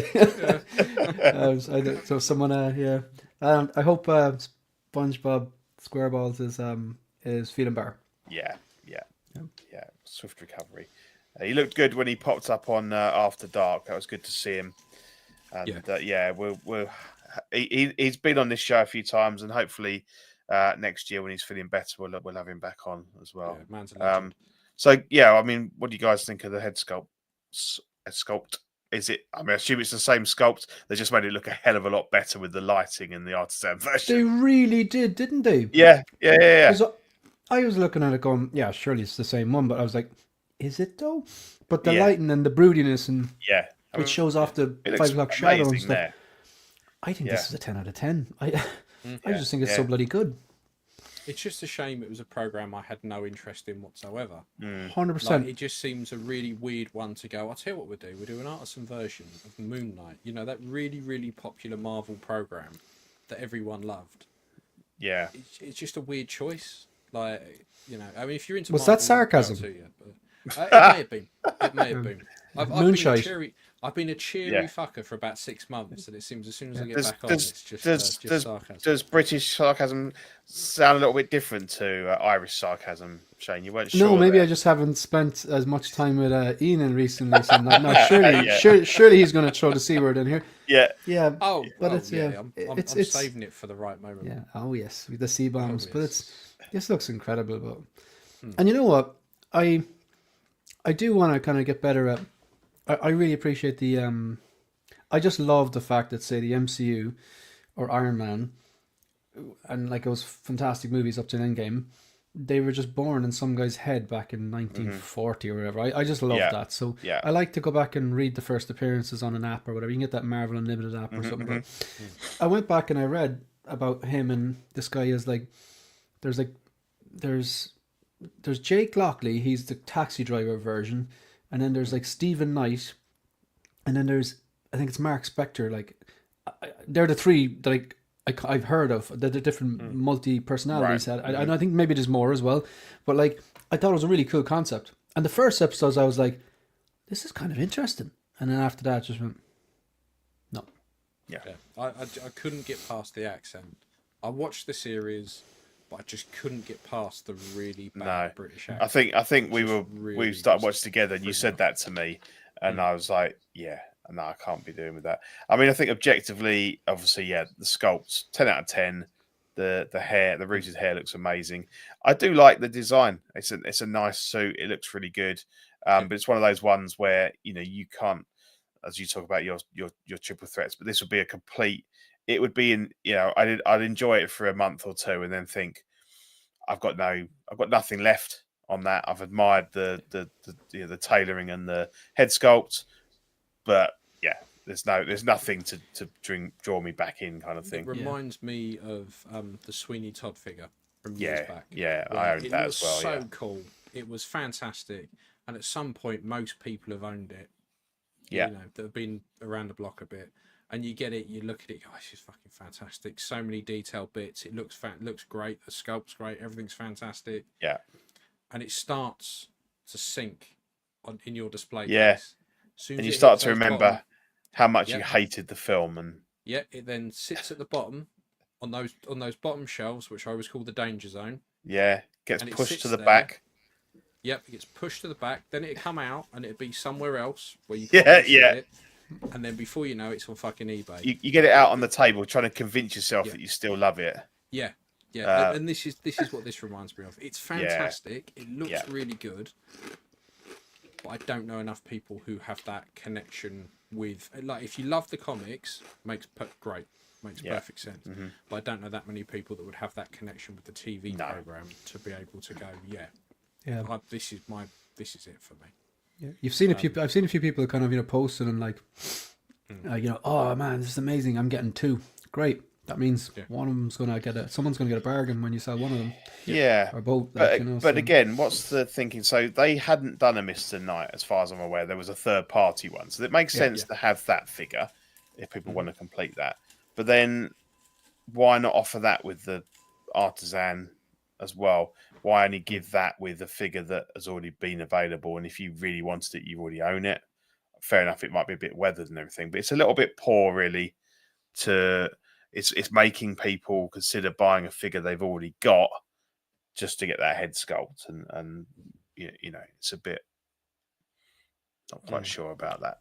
Really. The weathering looks better, to be fair. It does. It does. It just looks realer, or it just looks more. I don't know. I just think a bit more detailed and a bit. It more does look good. Lived in. And as Zach said, look out for a lot of very cheap Moon Knight 1.0s on out to buy soon. So do that. Get some weathering powder. And well, I mean, we could do it, couldn't we? We're not a stranger to a bit of weathering. So yeah, I mean, I suppose everyone wins there. If you really love it that much, you're going to pony up for this one if you can get hold of it, and then people will get some bargains, on the old figures. So. Right, so I mentioned earlier in the show that I've I have dipped my toe into the Exo 6 waters. So I'm very much the original movies is my love for Trek. I do like the original series. Obviously, I've gone back and watched that as an adult and enjoy that. But it's those 6 movies for me. Maybe forget 5, but it's what they call the Monster Maroon, the the maroon outfit. Love it. So Wrath of Khan, Nanjin's been going about. He's going to do the Holy Trinity: Spock, Kirk, McCoy, but yet brought out Savick first as a nice little tease, make you buy something you don't really want because you want to get that uniform in your collection. And it's a good figure, and it the tailoring is great and everything. But I did resist because I don't need Savick. But then they popped up just a couple of days ago. They're going to do 3 figures from Star Trek 6. So they're doing Captain Sulu. So at this point, he'd left the Enterprise and he was Captain the Excelsior. And he comes and helps them out at the end, and that's a really cool scene. Chang, the Klingon general, I think he's going to look really good as well, especially with those boots. Those boots they've got with those massive spikes on the top of them. And what's her name? The Kim Cattrall character that I know the one. I can't remember. No. I'm going to say Samantha, but it's not the right answer. They are going to do Khan. I don't think I'm not sure about Scotty for Wrath of Khan, but he's said that the only complete bridge crew that he'll do for the movies is the Undiscovered Country Star Trek 6. So I've pre-ordered Sulu. The head sculpt's not blowing me away, but there's time for them to improve it. It's the paint apps. I think the sculpt's good, but the paint app's very flat. Yeah. So again, as you say, 175 is a good price compared to what we used to pay. 175, I'd quite happily repaint it if I thought it was that. And fair, it comes with Dickel. He comes with the Assault phase, which a lot of people were saying they buy it just for that because it's the only figure that's had that. Oh, he has one giant hand by the looks of it. That's as big as his fucking head. Yeah, maybe that's perspective. I don't know. I hope so. And he comes with turns out like a giant fucking hand. He comes with the Excelsior teacup as well, which is quite cool. Yeah. But yeah, I want to get a full bridge crew of this. So if it's Undiscovered Country, I'm quite happy with that. I will still pick up the Wrath of Khan 3, and apparently McCoy is going to be going up for pre-order early next year, I think. So it's good to see. But again, we've talked about Nanjing. Great enterprise here. No joking. Well, no pun intended. We're getting the figures that we would never have had, but I'm not quite sure I like the way he goes about his business. And obviously, as you said, the customer service is needs some real work. So I'm hoping that I don't have any issues with this guy. Probably be fine. So yeah, I'm excited to get. I haven't had the only Exo-6 I had in hand was that motion picture Kirk. I literally just got him out of the box, filmed a unboxing for the channel, and then sold him on. I was really impressed with it. Love your next gen stuff. The tailoring is just spot on. The next gen stuff's fantastic. Yeah, and as much as there have been some delays recently, they turn around really quick, don't they? I mean, this is going to be out by probably April next year at the latest. I'm now on the hunt for another Picard sculpt because obviously the standard edition I got comes with the 2 suits. Yeah. So I now need to hunt down a second Picard sculpt. Yeah, because a lot of people have been asked whether they'll sell those separately, and they've said no, pretty much, haven't they? So. I mean, to be honest, I've got a 3D printer. I can go on Cult's CG Trader, and there are Picard busts and things like that. I'll just take the head off of one of those and scale it down. Yeah. That's the beautiful thing about having a 3D printer is I can... getting a sculpt now isn't such a problem. No. It takes a little bit more work, but I'm very much looking forward to getting getting my Picard on. Cool. So Shane, I've never heard you talk about Star Trek on your show, so I assume you're not really a massive fan. No, I don't know anything about it. Like I've watched back in like the 90s, the TV show, I think it was Next Generation. Mm-hmm.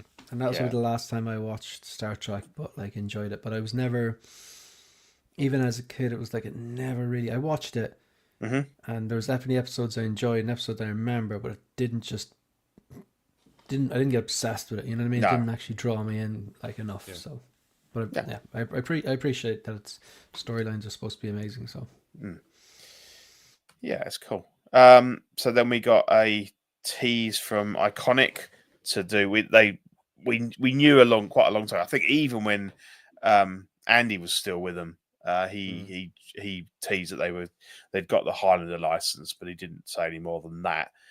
So obviously they've teased the Connor McLeod figure, and they showed the sword first. So it's good, but I at the end of the day, it's a guy in a t-shirt, jeans, and a trench coat with a cool sword. So I think people were hoping maybe it was going to be the Sean Connery, Ramirez, or the Kurgan, the bad guy, or Connor back when he was in his Scottish sort of Braveheart gear. So it's cool, and I think the head sculpt's really good. But I don't know, it's not an iconic enough look for me to want to have that on my shelf. But it's been years and years and years since I've seen the film. Yeah, I need to watch them again. Yeah, I remember they were pretty good. Don't watch the others. The first one's great. It's a good film, but 2 and 3 just went off on a really weird. Yeah. But yeah, it's that whole sort of civilian look, isn't it? It doesn't. I think we're all very much about kind of. I suppose Indie's the nearest I've got to a lot of civilian clothed figures and everything. But I don't have any real desire to own this, and I don't know. Obviously, we don't know at this stage if there'll be any other characters coming to go with him. He needs someone to go with him, either the Sean Connery or the Kurgan, I think. But it's funny the way they have. I think isn't on the Highlander. I can't remember if I even saw this movie, to be honest. I remember friends talking about it. I don't think I ever actually sat down and watched them. But the is like there can only be one. Is that not like one of its? Basically, they're immortal, and the prize is to become mortal. And the last one standing. Why would you want to become mortal? Well, because it's that whole thing about you know, you see your loved ones die Yeah, I over and over again. So it's a curse. Do you ever listen to Alan Watts? I don't know who that is, but Alan Watts is like this. I don't know how you describe him, like a philosopher. But like I don't think he's alive anymore. But he used to do this thing where, like, you know, it was kind of like, what if you could go to sleep at night and you could dream an entire lifetime every time you went to sleep, right? And in That's this like lifetime, you Picard. could control. It's like Picard with his flute. Yeah. Oh, there was an episode like that, was there? Yeah, there was. Yeah. And then, like, you go to bed, you dream this entire life time, and you would have, like, you had the power to manifest whatever you want. You could be rich, you could be famous, you could have all the riches and all the pleasures in the world. And then you'd wake up and you'd be like, man, that was great. And then you're like, right, I'm gonna go to sleep again now, but I'm gonna make something a little unpredictable happening. So it's not as predictable and not as boring, and that was the exciting thing. And might have a setback. And then if you did that for over and over again for years, he said you'd probably dream the life that you're having today. And like, that's quite funny, but it's funny the way there can only be 888. I like the way they merged the line from the movie and the fact that there's only going to be 888. Yeah. What is the significance? I don't know. Don't know. They've done it before. It's not a Highlander thing. They've done it before when they're Street Fighter figures. Yeah, with that the Ryu alternate looks, but that was a slightly different 800. Whether it was 800 dead or not, I'm not sure. So I don't know. And obviously, we haven't got an inside man there anymore, so it's all mysterious. I'm not sure. Lane's the same about performance. That might be in the other movies, but as far as I understand, it is basically the prize is to become mortal because these guys just live forever and they see all their loved ones die. You know, it starts off.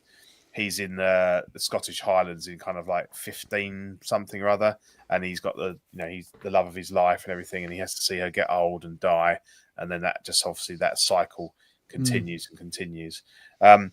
Again, Lane said he'd like to see the Kurgan with his battle armor, but the problem is because there's so many different timelines. So he fights Connor back in the 1500s or whatever it was in his Scottish gear. When he fights him, when he's in this gear, he's basically just in he's got a shaved head and he's got a dodgy punk sort of leather ripped up outfit. So again, it's not a great. Give me the two from the 500 years ago. Great, but again, it'd be a weird looking figure, I think. Because he's got his neck stitched up, hasn't he? There's a point where he nearly gets his head cut off by Sean Connery. Spoilers, but this film is like 40 years old. And he kind of sews it, he kind of staples it back up. Yeah, the first films were, if you've not seen it or you've not seen it for a while, it's good. It's worth a watch. But again, it's definitely not one where I've gone, I really want figures from that. From that franchise. So, we talked about Jazz Inc. So, obviously, he's the pre-orders for Catwoman went up. Did you end up ordering one, Shane? What did you decide on? No, I didn't pull the trigger on, but I think it's through his site. It is still, I think it's still there. You can still get it.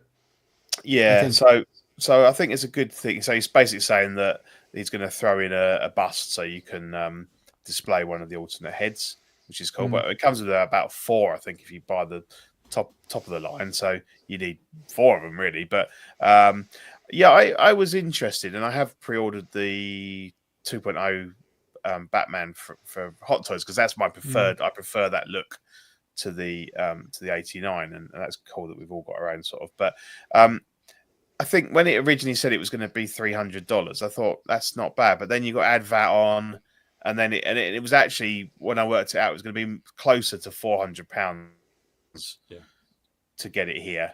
And I was like, no, that's I'm not that interested in having the Penguin. I might be, but again, I can see him being very expensive because, especially if they do, they do the rooted hair.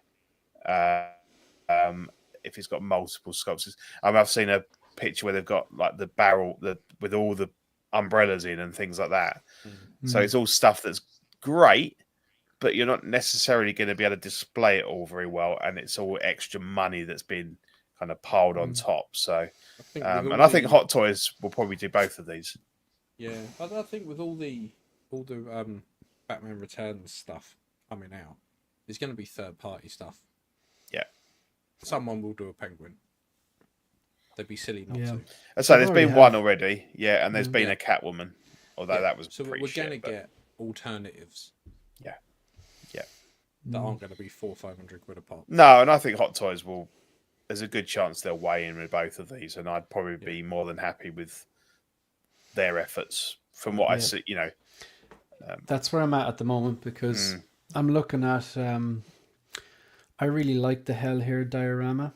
Yeah. And I think if that had come with the clean or the battle damage, I would have already ordered the battle damage version and just went, look, I want the clean version, make my peace with that. But I opted just to not order anything. Yeah, because they put that behind the two figure paywall, didn't they? So you're looking at 800 something like that to get that. Yeah. Yeah. So like, I'm just gonna wait, and if Hot Toys do it, I'll have a look at that, and or if this Jazz Inc. turns out unbelievable, and I wanted that bad, just chase it in the aftermarket and accept it. And you've got to save up. You got to save up your pennies for that 4-pack Joker in art set. When's that due? Jazz Inc. 89. Yeah. Well, now what InArt says and what happens is two different things. Yeah. Q1, I think 2025. That is not happening.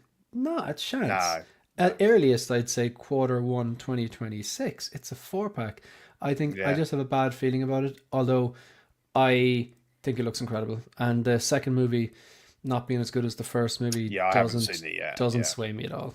Like so it's like because did you order the Paul Atreides as well?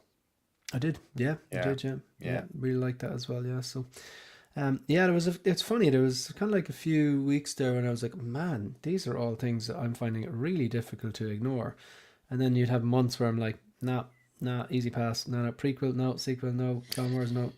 Yeah, yeah, they come in waves, I think. And as Ian said, I think, I've got at least 4 figures, I think, that were meant to come out comfortably in 24 and haven't made it. So on the one hand, it's like, okay, it's good for the bank balance for a little while. But the other thing is it's a bit annoying. I think the one that's been delayed the most is the Chocolate Man and Dwarf, the Willy Wonka from Mars Toys. I was really looking forward to that one because that's kind of like a real. I love the original movie.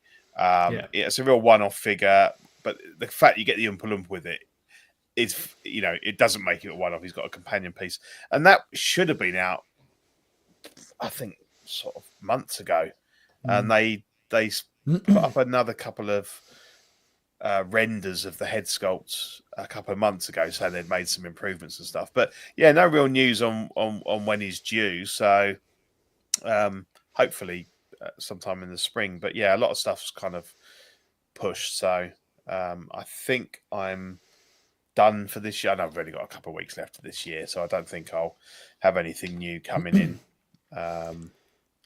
Just a little clip. A little clip popped up on my shorts feed there. I think it was yesterday, and I haven't watched. I agree. I think it's the best rendition of the Charlie's and Chocolate Factory. Absolutely, the Gene Wilder.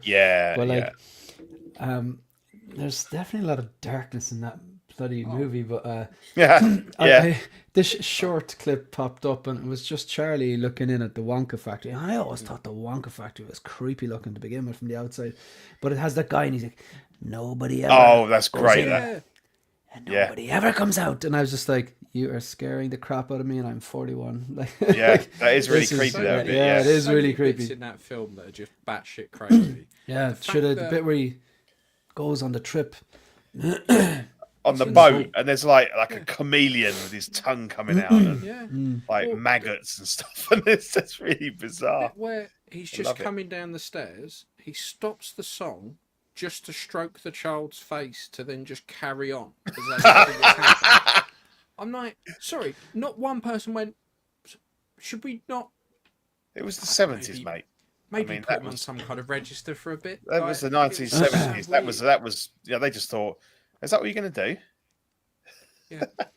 Yeah. Oh, this is a Man. good one as well. The you get nothing. Yeah. Yeah, I said good day, son.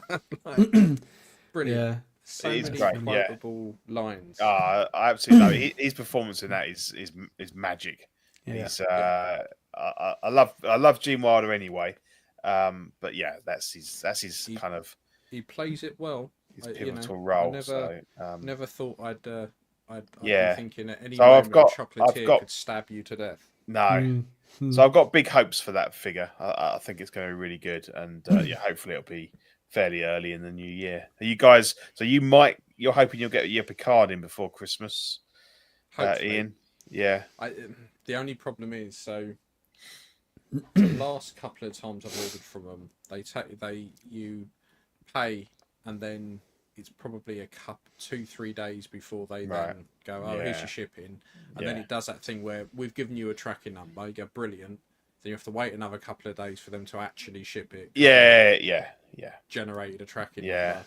Then it sits in customs, so I reckon maybe New Year. I think. I mean, I'd love it if it was next week. That would be amazing. But I can see it being New Year. Mm-hmm. Guys, I got a split. Okay.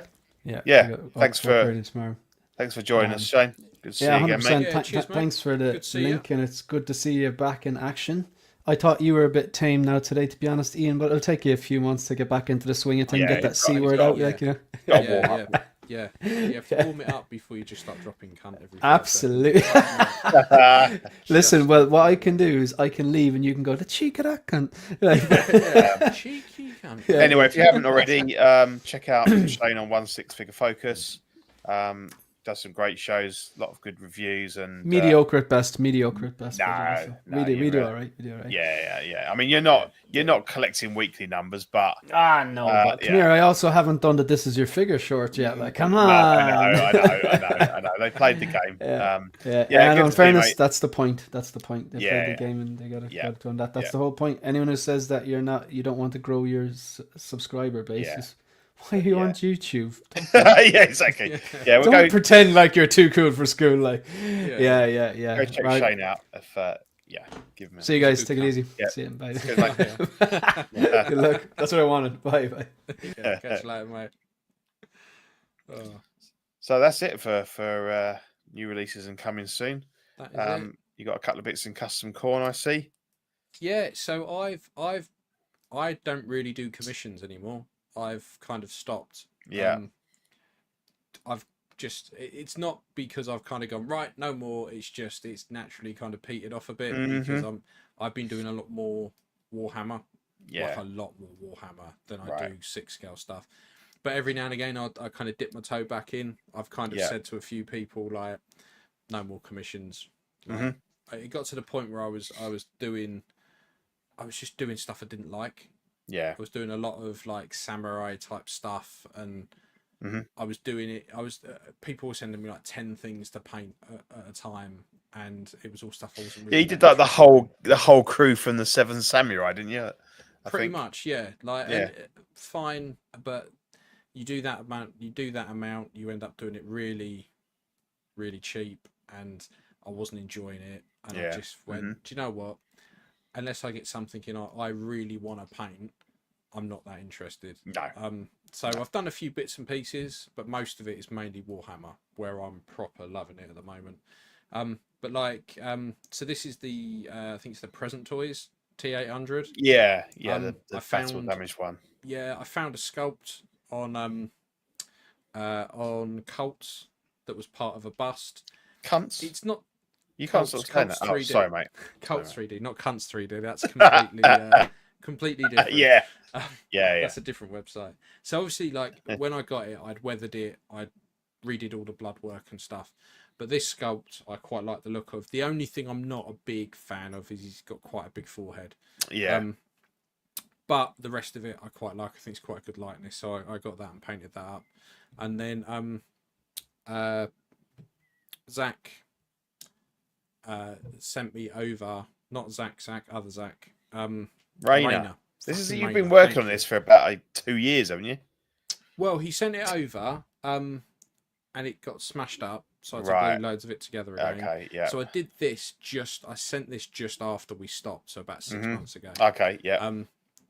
But this was quite fun to work on because this is a quarter scale statue. Right. It cost a fortune to ship it, and when it turned up, so what you'll see on eBay is you'll see a lot of people who will make, who will pretty much print statues, and they're normally they're about quarter scale. When it turned up, the guy hadn't cured it properly. It was like it wasn't packed very well, so bits are broken. So I had to I had to kind of fix it. I mean, that looks like if that's all fixed, does that blade come out? No, that's all. That looks fixed. like a nightmare to package that up. Yeah. So what I did, so the only bits that aren't fixed on that is she comes off the base, and her arms and the tendrils that come off the top of her head. Okay. They, for the photo, I just blue tacked those on, and then said to him, when you get it, you just need to glue these bits on. Yeah. The annoying thing is, where they printed it, nothing really lined up. So there were two pegs in the base that meant to go into the feet. They didn't line up. No. So the front one's pegged in, but the back isn't. So he's gonna have to glue that when he got it. But it was quite a fun statue to paint. They're just. Did it get to him okay? I think the leg broke, but it broke in a way that he could just glue it. Yeah, you can't see it. Yeah. Yeah, it's when resin snaps. When you glue it back together, you can't really tell because it's so fine a break that it just melts back in. So it was a fun one to work on. The tattoos were quite hard, and as well because of it being printed where there were supports before, takes out some of the details. So some of the tattoos you kind of had to just do freehand. Okay. But I quite enjoyed doing it. It was quite a nice project, and actually now I've got my bigger printer because I don't think I had that last time we recorded. Not sure. It's now I've got a bigger, better printer. I'm looking at printing some bigger stuff actually, and kind of printing a few bits myself. But it was a quite a nice statue to paint. So that was quite a good one. We'll have to look at your minis next show, mate. You said you've been working did you on not have some. the busts in there? I thought you might like the busts. Oh, sorry, the Tarkin one. The Tarkin one and this one. That one. You'd have to. I'll have to. You I'll have have to to show it full next screen time. yourself, mate, because I can't. Oh, okay. Don't have It the controls. So there's a guy called Sideshow who does really cool statues and busts. And this is one I've done for my dad. Actually. Oh yeah, for, for Christmas. But it's all hollow. So I've started to hollow out some of these bigger prints so it doesn't take as much. Right, okay. But it's fantastic. So you printed that? Yeah. So that was all printed in three separate sections, and then I just painted out, glued it together.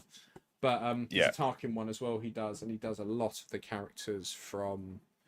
So he does some characters from Rogue One. He does a Pyro as well, which is really weird. But he does loads of stuff. So Sid Naik, it's well worth looking at his channel and his Facebook page and see if there's anything on there that you quite like because cool. The busts on there are good.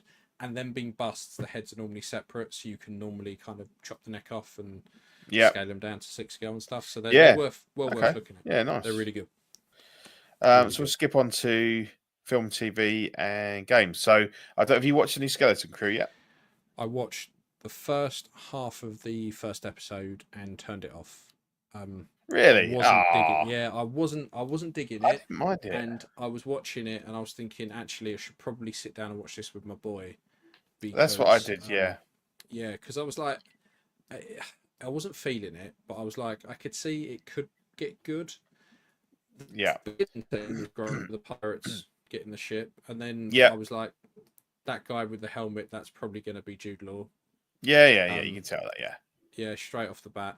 And then it turned into like a middle school drama, and I was a bit like, okay, I just wasn't feeling it. I really wasn't feeling it. But I could see that actually a lot of effort's got into it, and I could see. Okay, I was very skeptical, and all the while I've been looking at sort of screenshots, going, "Oh, it's going to be shit." But we sat down as a family, watched the first 2 episodes. I haven't watched the there should be another one, I think, yesterday. I just really enjoyed it. I just felt like a lot of people I'm hearing think like Goonies and stuff like that. It's just it's a bunch of kids just going off on an adventure. It's got that piratey feel because of the the pirates and stuff and everything. Yeah, because the pirates. And I just feel like after all the stuff we've had, like Acolyte, I couldn't stand. I wasn't a big Andor fan, but it all seemed really sort of downbeat and kind of like, oh, this is all rubbish. Whereas this just, I don't know, it just felt like it just felt fun. The the special effects were fantastic. There's obviously, it's got a lot of space stuff. So there was just a few things there that just resonated with me, and I've kind of done a bit of a 180 on it, and thought actually, this might be quite good fun. So we'll watch the other one probably at the weekend. But I really enjoyed it. Sort of hence why I put it on here, really, because I just thought I was quite pleasantly surprised. So the first episode is about 50 minutes, and then it's half an hour. It's probably going to go up and down like all these ones seem to do now. Give it definitely give it another go. Maybe watch it with your boy, because then he'll kind of like G you up a bit to. Yeah, and I think that was it. I started watching it. Was like, okay, all right, fine. And Neil was great. The little elephant guy. I love him. He's great. These his red corduroy dungarees. Yeah, he did seem all right. Yeah, but I thought I think it was one of the reasons I turned it off. Was like, look, I feel like I should be watching this with my boy. I think this is something we're going to like. Yeah. So it wasn't necessarily like I hated it. I think it just needs. Yeah. I think doing it the way you did it is probably the best way to watch it. Like. Yeah. So it's you like So I will give it another go. Yeah. Yeah. Cool. We're kind of going through watching a load of stuff at the moment. So I've got him into Little Britain, and oh really? Jesus. Yeah. Yeah. So we've been watching Little Britain, and because he likes it, but there's a few bits he won't. He's like, nope, can't. Well, that what? So the woman who throws up all the time. Yeah. Can't watch that. He's like, nope. And then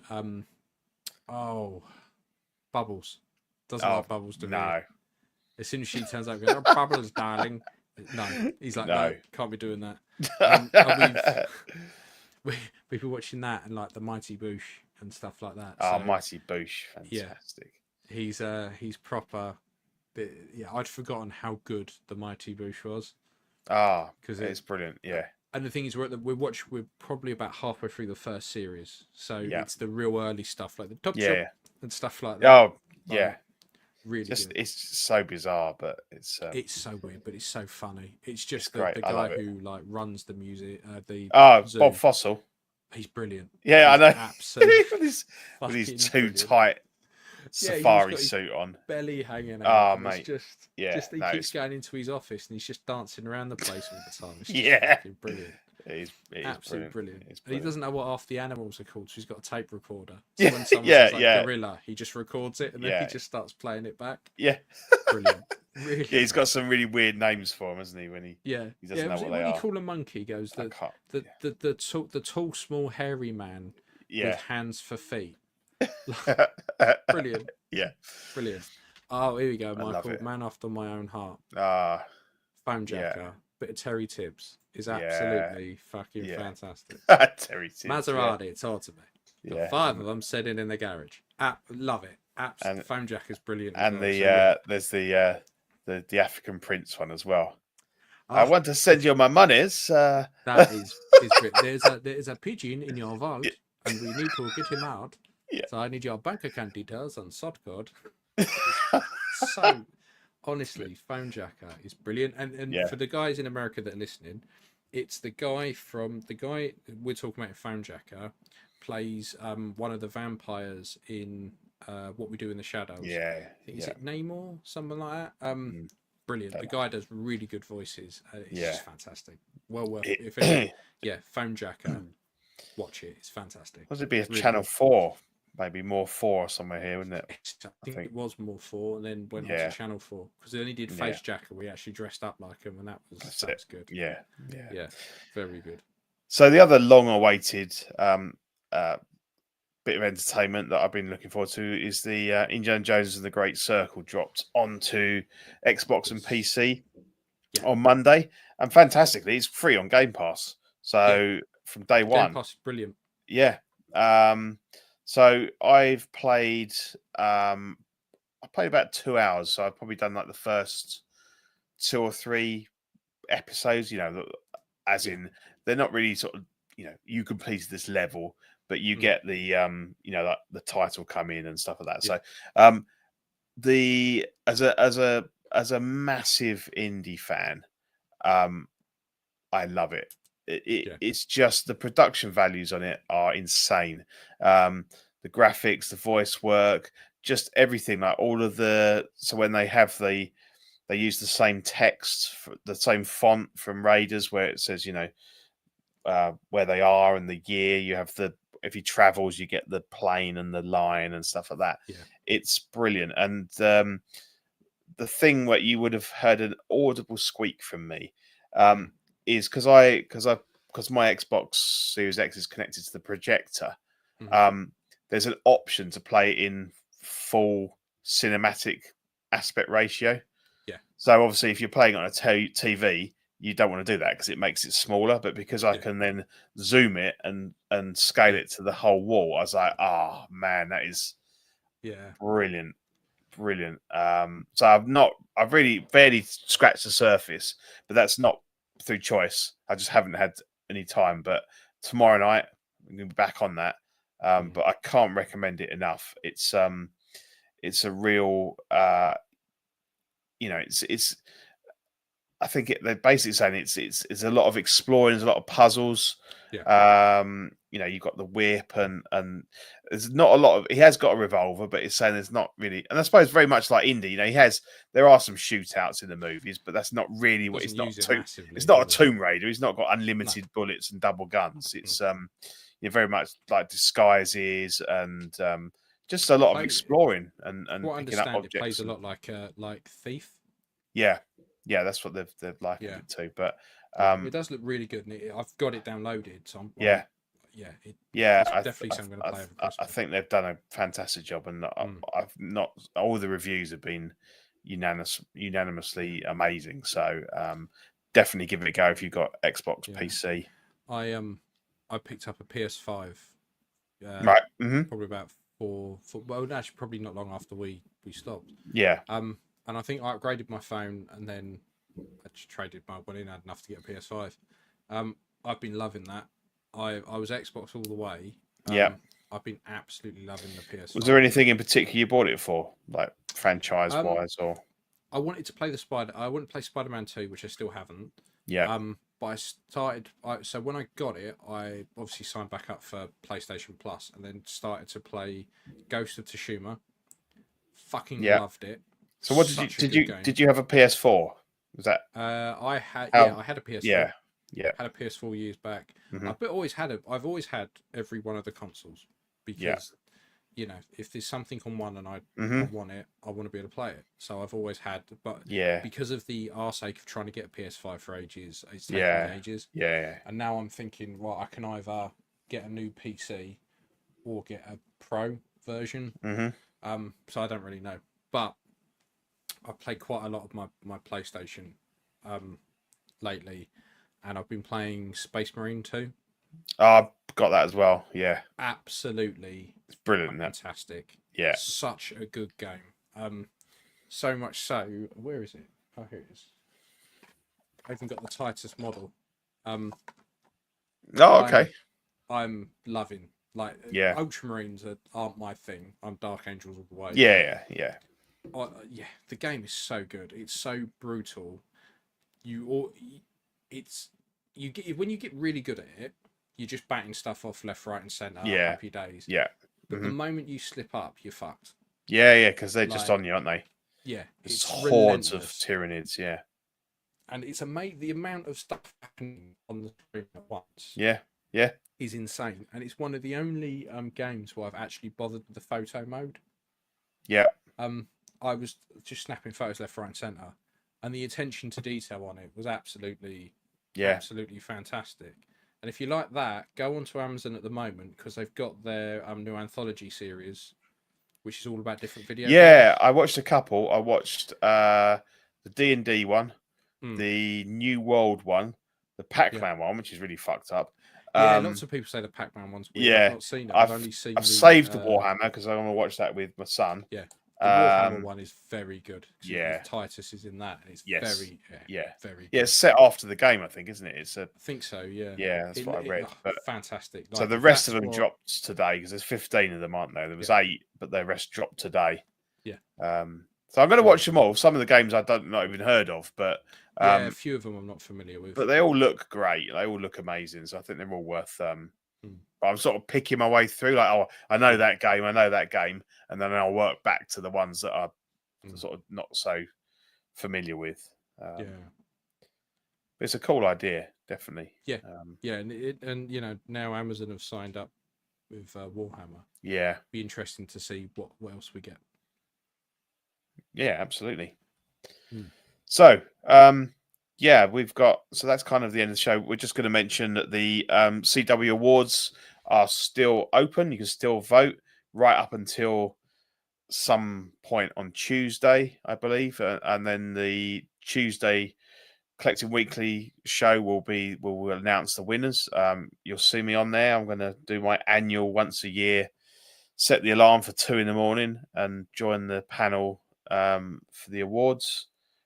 So there's a little thumbnail I put together of all the nominees. I'm not going to really go through them. There's this big section in the middle that we just kind of pass over because we're not interested and we would just not know what we're talking about.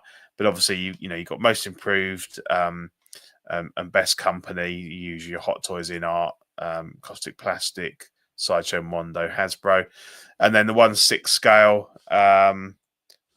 standout for in art, Aragorn, the Artisan Joker from Hot Toys, the in art Superman, the Kenobi Vader, the Bane 2.0 from Dark Knight Returns, Dark Knight Rises, sorry, and then some other Hot Toys in there. So yeah, some real strong contenders. Apparently, the voting is very, very close in most categories. So if you're really passionate about any of these figures, make sure that if you can, I'll leave this on for a screen for a minute. If you use this QR code, it will take you straight to the voting, and it's very easy. Just to pick your choice and take you a couple of minutes. I think we weren't sure. Zach wasn't sure if he was going to do the awards this year, but I said, "Come, we got to do it. It's an annual tradition." So we kind of rallied the troops, got it going, and apparently it's been really popular this year. I think we've had a lot more votes than we have in previous years, and obviously we do have a much larger sort of audience now. I think we must be close to 70,000 subscribers now, which is insane. So obviously we are reaching out to a sort of wider audience, so it would make sense that we get sort of more votes in. So yeah, if you want to do that, just scan this and get your votes in, and hopefully see some of you guys either live if you're crazy like me, or you're in the US, or watch it on the replay. But it's always a good show, and yeah. Oh, I haven't missed doing these. I was doing the slides and I was like, oh shit. So we're back, but yeah, now we've got to do the do our commitments to the network. Okay, so massive thanks to our loyal Patreonies. We've got Captain Fordo, Ian Seaby, Rene Mendes, Eric Mariscal, Quinn Aguirre, King Louis, Mark Pearson, Paul Schreiber, Equine, Chris Valencerina, Ben Thomas, David Jones, Sam Giss, Joel Brader, Thomas Clark, Eric Switzer, Six Guns Figs, Badfish, Joe Corpus, Luke Skywonker, Danny Lee, Dini Martin, Big Fern, Caesar Marquin, Mark Phillips, Lisa Martin Bomonsky, Rick Gregorio, Ricardo Valdez, Jose CZ, Alid Morgan, Tukar3 Wah, Derek Bezazinski, Aris Portillo, Alvin J, Mario Delgado, Aurelius Delgado, Toy Cartel, Cisco Collector, Jared Gagne, Alberto Cortez, Big Rib, Trevor Weed, Darren Ilderton, Matt Clevenger, Don Maton, Stephen Purchase, Sean Yahtzee, Scott Bradley, Stephen Riostani, Eddie Banzanares, Louis Bennett, Chip Perrin, Exodus, Abe Dunk TV, and Gigi the Judgmental. There's a lot of names on there that I remember from 6 months ago, so very loyal, and good to see some new names on there as well.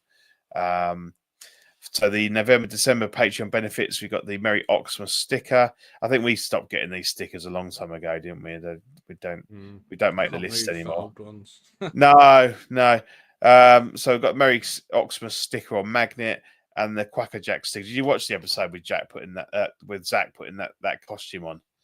That's fucking hilarious. I've seen the thumbnail, but I've not seen the photo. It's hilarious. I love that episode. I had me in stitches. So this is to do with Zach's kind of obsession with Oregon football team, and I believe their mascot is this weird duck. So he bought an outfit, a full-on mascot outfit. I mean, why wouldn't you? And he puts it on live on the show, and it's hilarious. So catch that one on the replay if you can. So yeah, you get the little like cereal box sticker there, which is cool. So yeah, if you want to join, if you want to become a Patreon, you've got the hot seat, $5 a month, gets you Ox After Dark access, Patreon chat, and weekly shout out, as well as a digital copies of the stickers and stuff, so you can print them off yourself. Sweet Angel $7.50 a month gets you physical sticker sent straight to your door, as well as the previous privileges. Certified Crispy $15 a month gets you a Certified Crispy certificate on first pledge, and all the other benefits. And then the Water Guy gets you the Water Guy exclusive Pog Deluxe set. I can't believe they've still got any of those left to give out, to be honest. Doubles all the stickers we send, so you can give them to your, it's Christmas time, give them to your friends and family. They'll think that you've spent a fortune, and you got them for peanuts. International postage will apply above $5, so just be aware of that if you're not in the US. We've also got YouTube channel members. We've got Absolute Erwin, Alvin J, Amanda Dobbs, Andrew Gibo, Benjamin Hanson, Big Old Firm, Bob Dylan, CC3P, Chris V, CT603, DJ, Daminator, Doc Spizzle, Equan, Fat Batman, Gare Bear, Good Old Spotchka, Gotham Cinebites, Justice Sports Card, Jared Gagne, LV Avenger 702, Mark Pearson, Mike Litoris, Money Mendez, OG Fan, OMFG Rick, 16 Focus, Shane, who we had on earlier, go check him out. Paul Schreiber, Philip the Fool, S Beam, Sam Gist, Scarnord, SpongeBob SquareBalls, Sunnyvale Russ, The Ben Thomas Show, Toy Mafia, and Exodus.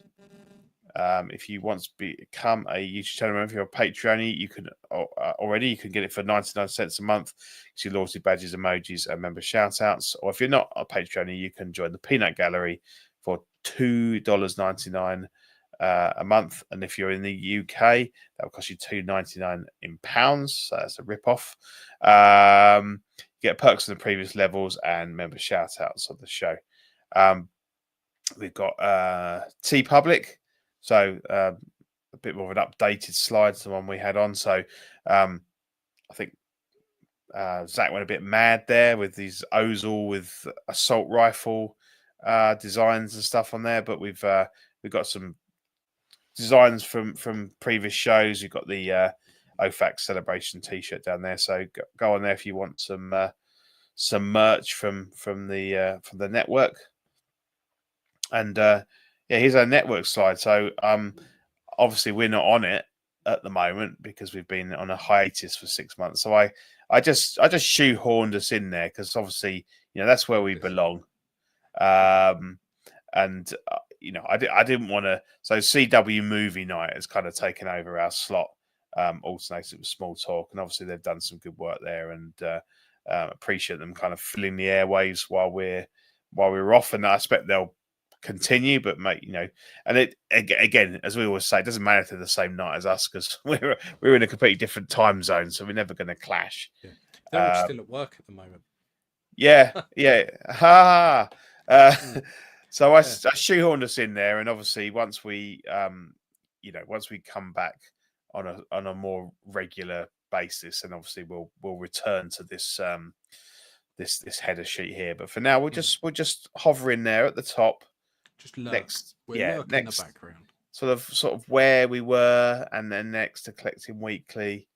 But yeah, no, and obviously a strong network. Things have kind of really taken off since we've gone on a break, and I don't think that's anything to do with us. I think we'd be over 100 grand, 100,000 if we, carried on. You watched it as now we're back. The network tanks. Yeah, yeah, exactly. Oh fuck, those dicks are back again. Oh, not them again. Yeah. But yeah, we're well over 60,000 subscribers, probably close to 70. So it's kicked off massively, so it's great.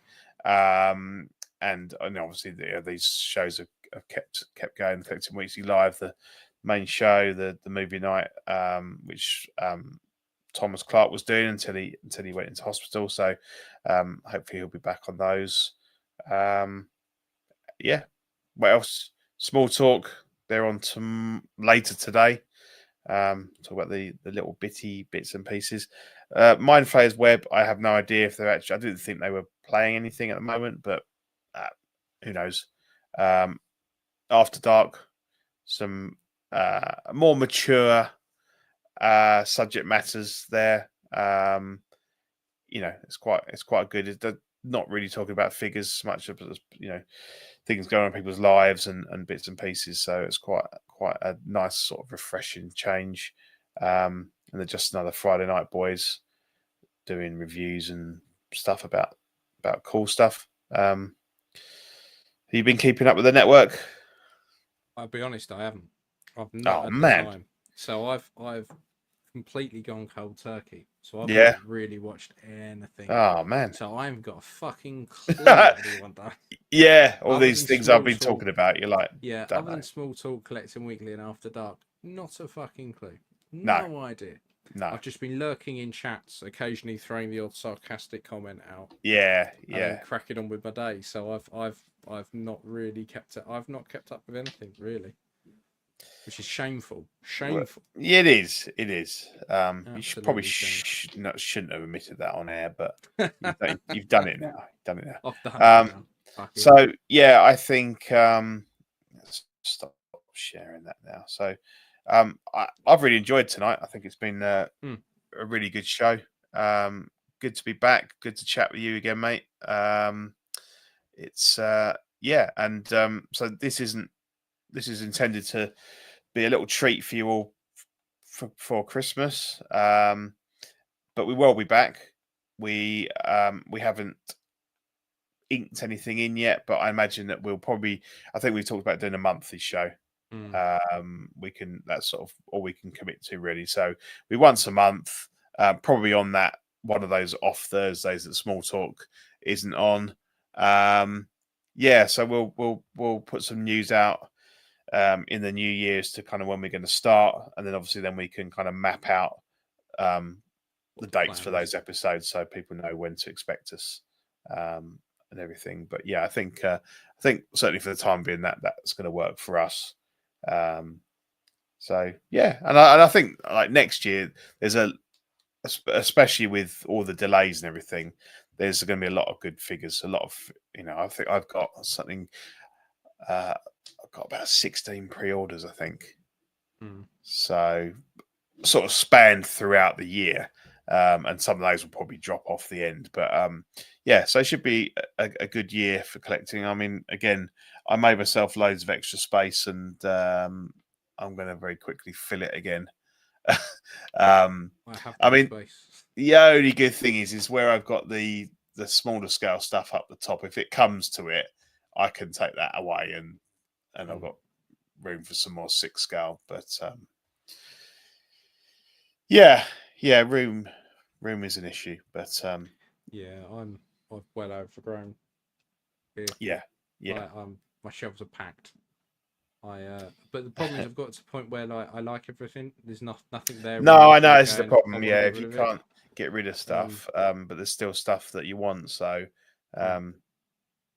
we'll find a way. I used to buy and sell stuff all the time, and I've got to the point now where I'm not really selling, but I'm buying. But there's nothing in the display case where I'm going, I could get rid of that. There's a couple of bits that like that Boba Fett up there is just made up out of parts from the 40th set where you get the extras, and I've ended up getting another jumpsuit and stuff like that. So stuff like that, if I had to, I could do something with. Yeah. It seems. No, a shame to I'm sort of in the get same rid of place it. really. I think the only figure I've got up for sale is that Tauntaun, and Mm. I just think it's a bad time of year. People have Oh, got big time. Christmas commitments and things like that, so they're not showing out. But I imagine It's that always like this. you And know, then I'll be able to shift it in yeah, sort of January, come February time.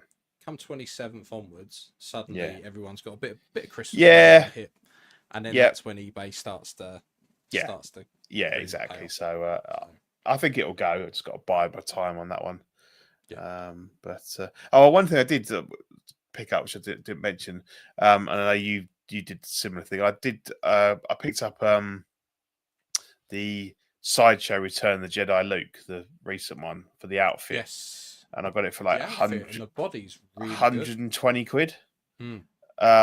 Mental. So the end scene battle with Vader, he's now got that outfit with the Inigo sculpt.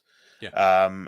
I had that one from you that I bought, the Endor one that you'd sort of patched together. So I used the Hot Toys stuff for him, and then I've now got the Jabba's Palace look.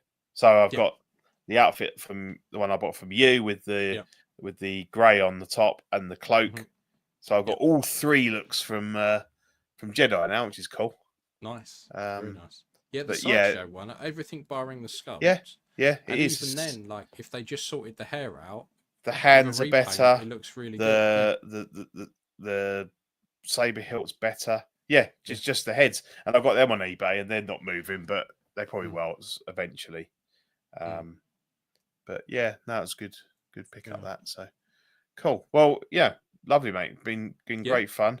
Obviously, I'll speak to you offline, but I wish you and your family a Merry Christmas. You too, mate. Enjoy. Same to everybody that watched and listens. Just thanks for joining us for our return, and we will see you again in 2025. Yeah, enjoy. Catch you later. Bye. Bye.